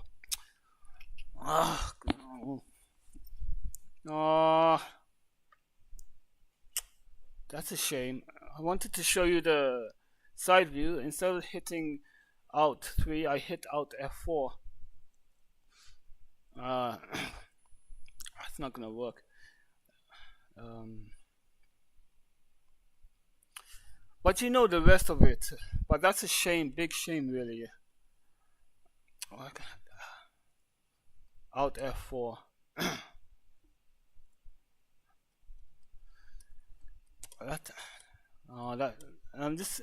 I just need to recover my flight. Let me see if I can recover my flight. To save it to the logbook. I'm not gonna go online, but I've landed. That's the most important part. No, I'm not gonna. I don't have my flight hours yet, but I'm gonna see if I can recover my flight hours. The thing to do is that there's gonna. You can't see it, but on the screen there's some instructions to recover the flight hours. So the instructions are. It's not showing yet. Spoilers deployed. Waiting for it. Wait, it says waiting for simulator. So maybe I have to load into the simulator. But I'm not gonna reconnect to the network because then I'm gonna disrupt traffic and everything. Can you see? Now I'm gonna show you. If you can see it, you can't. How I'm gonna show you how you can load up in the sim. Oh, but that's a shame.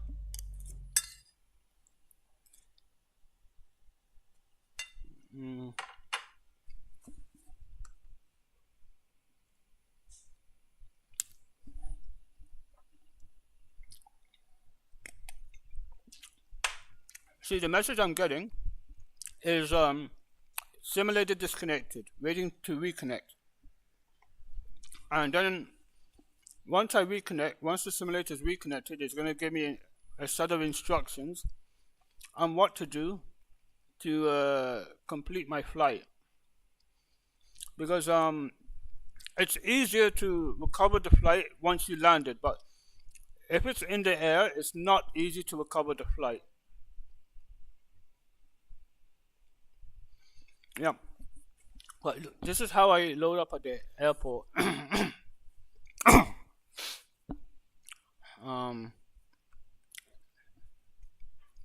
Flight time says 1 hour and 13 minutes. No.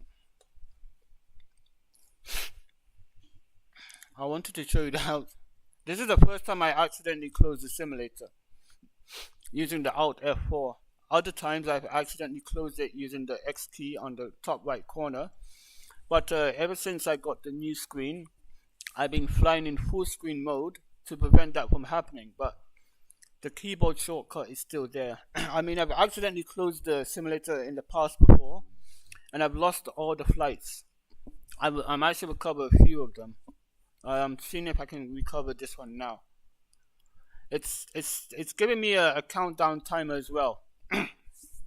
It says like it's giving me a countdown timer. It says if I don't reconnect in well, it's initially 40 minutes, but now it's at 37 minutes. when that countdown goes to 0, I can't recover the flight. So it's giving me like a countdown from 40 minutes. So I have 36:48, 36:47, like a ticking bomb. But yeah, I can load the simulator in 10 minutes, less than 10 minutes. But I need to load with the fuel I had remaining and the position I was in. It doesn't even matter the cockpit state. Even if the cockpit is off, I need to just set the right amount of fuel and the position I was in that area. Not in the exact same spot, but within a radius. I think it's around 20 nautical mile radius, or between 5 to 20 nautical mile radius. I'm just waiting until it loads up, and I'll show you from there. But I love this screen a lot. It just makes me feel like I'm in the real thing more than when I was using the laptop alone. Yes, it was good, but this makes it much more immersive. And I can't wait until I get the FCU.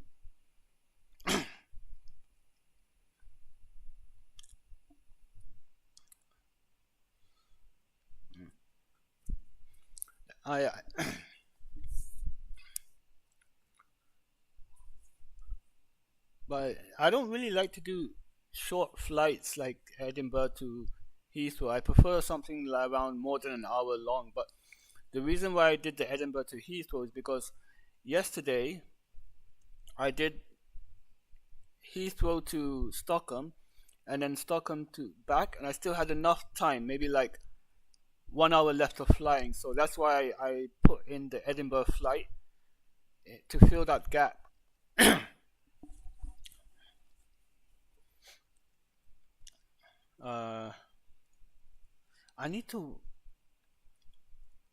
I really hope I can recover them.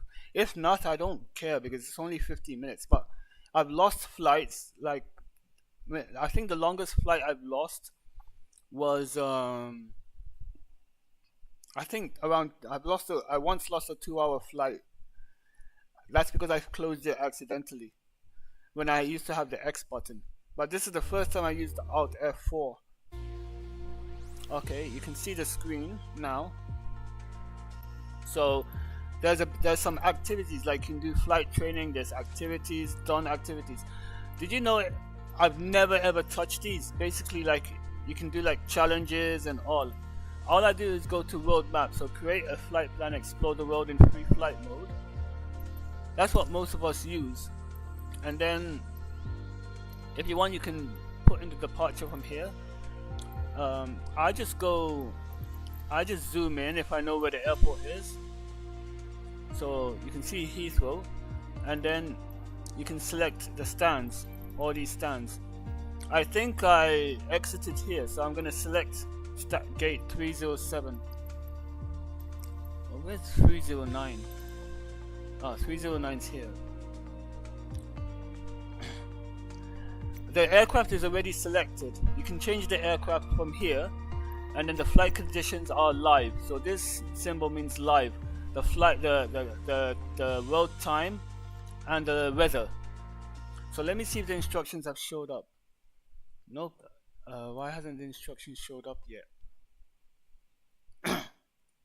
Briefing. Disconnect. It's waiting for some. If I close this and open, wait, if you haven't, are you sure? No, I don't want to quit.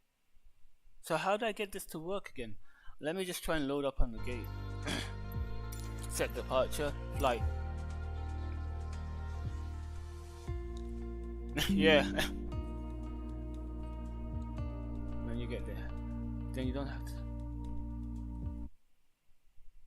Yeah, when I get the FCU, I don't have to use the mouse. I can use my fingers. It makes it more immersive, you know, to touch the actual thing. Like when I do the engine switches, the gear lever, the engine start, the parking brake. I got the flaps here. I got the speed brake with me, and I got the side stick. So I really love this setup. I really love the engine start switches. It's so I don't have to look down with my mouse and turn them on. I did that today to show you the start, but usually I'm looking at the engines and I'm switching on the engines with my hand, with my hands on the start lever.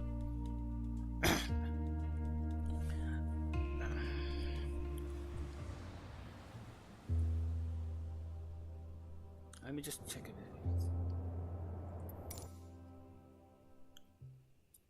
Okay, I'm here. Why is it not working? That means I might have to lose this flight. Usually it will show me a set of instructions.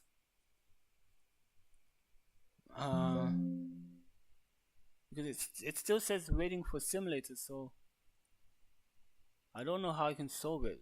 It says simulator disconnected, waiting for reconnect. It's a 50-minute flight anyway. I don't mind if I lose it. But I'm not going to fly that route again. I'm just going to start at Heathrow. Time to go. But it should read the simulator automatically. Unless the... Let me just try and figure out what's going on.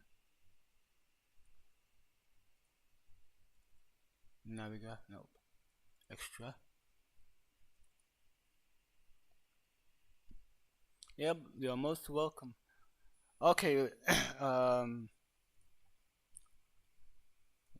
that's connected, but why is it not reading the simulator? You see, the thing is, you might get surprised when I tell you about this. I'm not just using one program for the simulator. I have, how many do I have? I got the main one, the simulator, and then I got the 1, 2, 3, 4, 5, 6. Just to run this airplane, I got 6 things open just to run the airplane.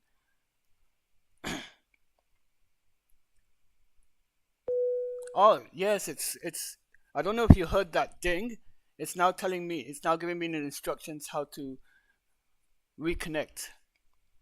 I don't know if you heard the ding. It's now recognized that the simulator is online. So it says last known. It's giving me instructions. I have to be in the A320. I need a fuel level of 3.3. The fuel level right now is showing as 3. You can't see it in the simulator, but the program the logbook is picking up that it senses that it's 3 kilograms on the aircraft, so we're in that range, and we're only 0.2 nautical miles away from where I crash. So I'm going to press enter, and let's see if it's going to accept it. It says flight complete. It's accepted it, so yeah, I've saved it, and I'm just checking here the statistics of the. Yeah, it's recorded it, so it's telling me that this aircraft is now at Heathrow, so it's accepted the flight, so which is good news. I was about to abandon the flight. But yeah, it's worked. It says flight complete. Flight is completed. So yeah, even though there was a little mishap, it's gone through. Yeah, but what I really hope. Let me just turn these. The reason why the engine switches were on, because it's getting commands from the hardware. But when I load the plane, the engines are off, but it was getting the last recorded commands from the hardware that it was on. So that's why the engine switches were on. Anyway, let me just show you this since we're on the ground. So what happens is that when we take off, we set 50% N1, so it's like around here. This is all manual thrust. From here to here is manual thrust. So 50%. If we didn't have a flex temperature, I'll use full. So all the way here. If I had a flex temperature, I would just go from here to flex. That's reduced the engine power. And then once we get to a certain altitude, it's going to show us a message saying climb levers. And then I move the first levers to climb, like that. And it's going to stay like that throughout the whole flight. If there was an engine failure, we will move it to MC, max continuous thrust, MCT. But for normal operations it's here. And then when landing, you can either move the thrust levers back and then press the red button to disconnect the thrust levers, and then you can control them yourself, this range. Or you can leave it in climb, and then when you hear the retard button, it's at 50, 40, 30, 20, retard, then you move it, and then when it touches down, I lift the handles. You can see I've lifted them. Basically, this unlocks the rest of the railings. So, see, I'm going to leave this up. See, it goes all the way back more.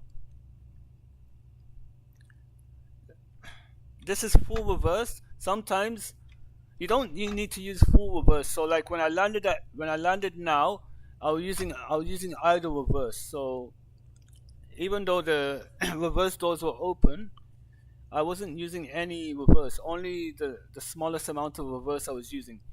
And then when I move it out of the reverse, it's gonna automatically lock again, like that. So I can't put it back into reverse anymore until I lift up the levers. So now I have the full range over here.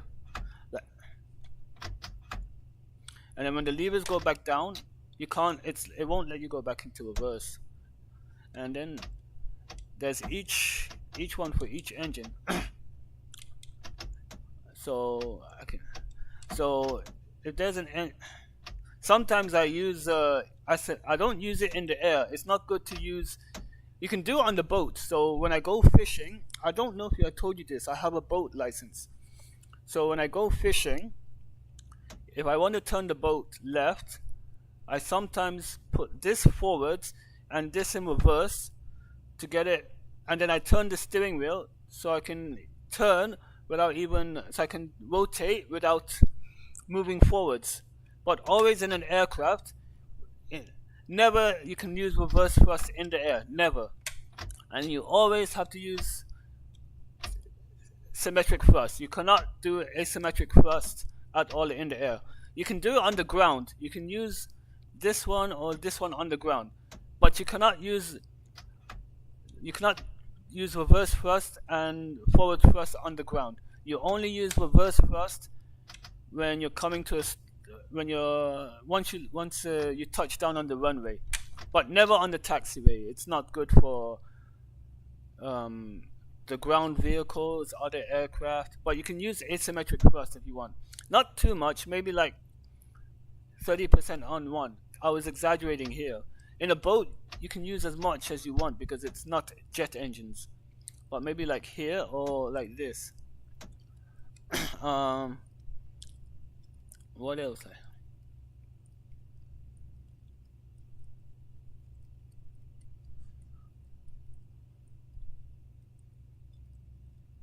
I don't think in the simulator you're going to be using the circuit breakers at all. You're going to mostly be flying the main part I was doing. So all of this, like thrust, speed brakes, and just to let you know, I'm pretty sure you're going to be using flaps 1 tomorrow for takeoff. So today I picked flaps 2. If the runway is longer, you can use flaps 1 for takeoff. You're going to have higher takeoff speed. And in landing, you can either use flaps 3 or flaps full.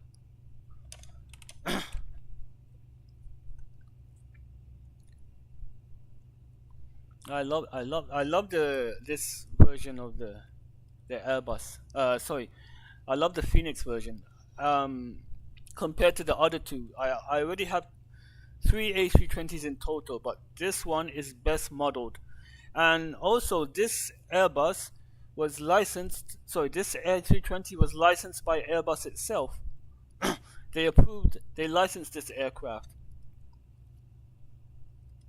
Anyway, I'm really glad, like, I saved this flight, and I'm gonna go shower now, and hopefully all the best for tomorrow. And let's see if there's any the procedures are not always the same. There's going to be something called SOP. So each airline has its own standard operating procedure. So maybe, like, for example, I turn on the fuel switches just before pushback. Some airlines tell you to turn on the fuel switches after the refueling it has done. So once the refueling is done, then you can energize the fuel pumps. Other times it's before pushing start. There's different standard operating procedures, but most of the time they're very similar to each other. There's just little differences between the airlines. Some airlines maybe prefer to always use flaps 1 for takeoff. Other airlines maybe flaps 2 all the time. Oh yeah, in real life, like, I can't do it here because it's just but in real life this is locked, so you can't go to flaps 1. In order to go to flaps 1 or others, you have to pull it up and then move it and then let go, and then it's locked into flaps 1. This is to prevent you from accidentally hitting the lever. So imagine you're on flaps 4 for landing. Imagine you hit the lever and you go to flaps 2. The plane is going to stall and fall out of the sky. So that's why it's locked into place. And I think the same thing goes for the parking brake. You pull it and then you turn it. So you can't release it. And for the spoilers, when I'm in the air, when I want to slow down, I pull it like this. And then during takeoff and landing, you don't pull it backwards, you pull it upward. You pull it up, and up is for arming. And once you land, the speed brakes will come, the spoilers are going to come out. And then when I get off the runway, when I leave the runway, I put this to up and I disarm the spoilers, so they will go back down.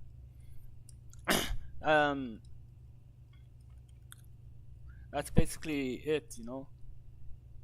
But anyway, I'm going to shower and watch some TV before bed. Hope you enjoyed that.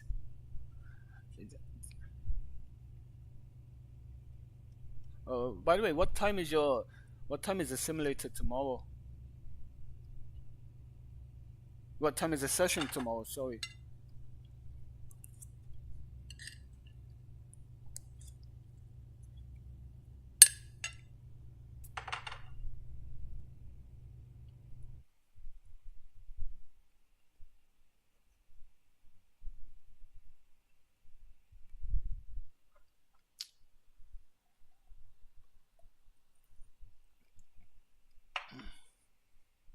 Alright, good luck, and take some photos and let me know if there was anything different, because I like to learn new things, even though I don't know, wait a minute. Even though I know how to fly the aircraft really well, I still like to learn new things about the aircraft. So even today, new things are always popping up from time to time about the A320. I know about the 737 a lot, but the A320 is quite... I've only been flying the A320 for a year. I've been flying the 737 for like 14 years, along with the 737. I've been flying for 14 years. I flew the Boeing 777 for around 3 years. The 777 should be coming to the simulator next month, so I'm looking forward to that. But the A320 is only a year for me. maybe a year and a half. But yeah, good luck for tomorrow and take some photos. And I'm gonna disconnect and start it from here. I hope you enjoyed it. Take care.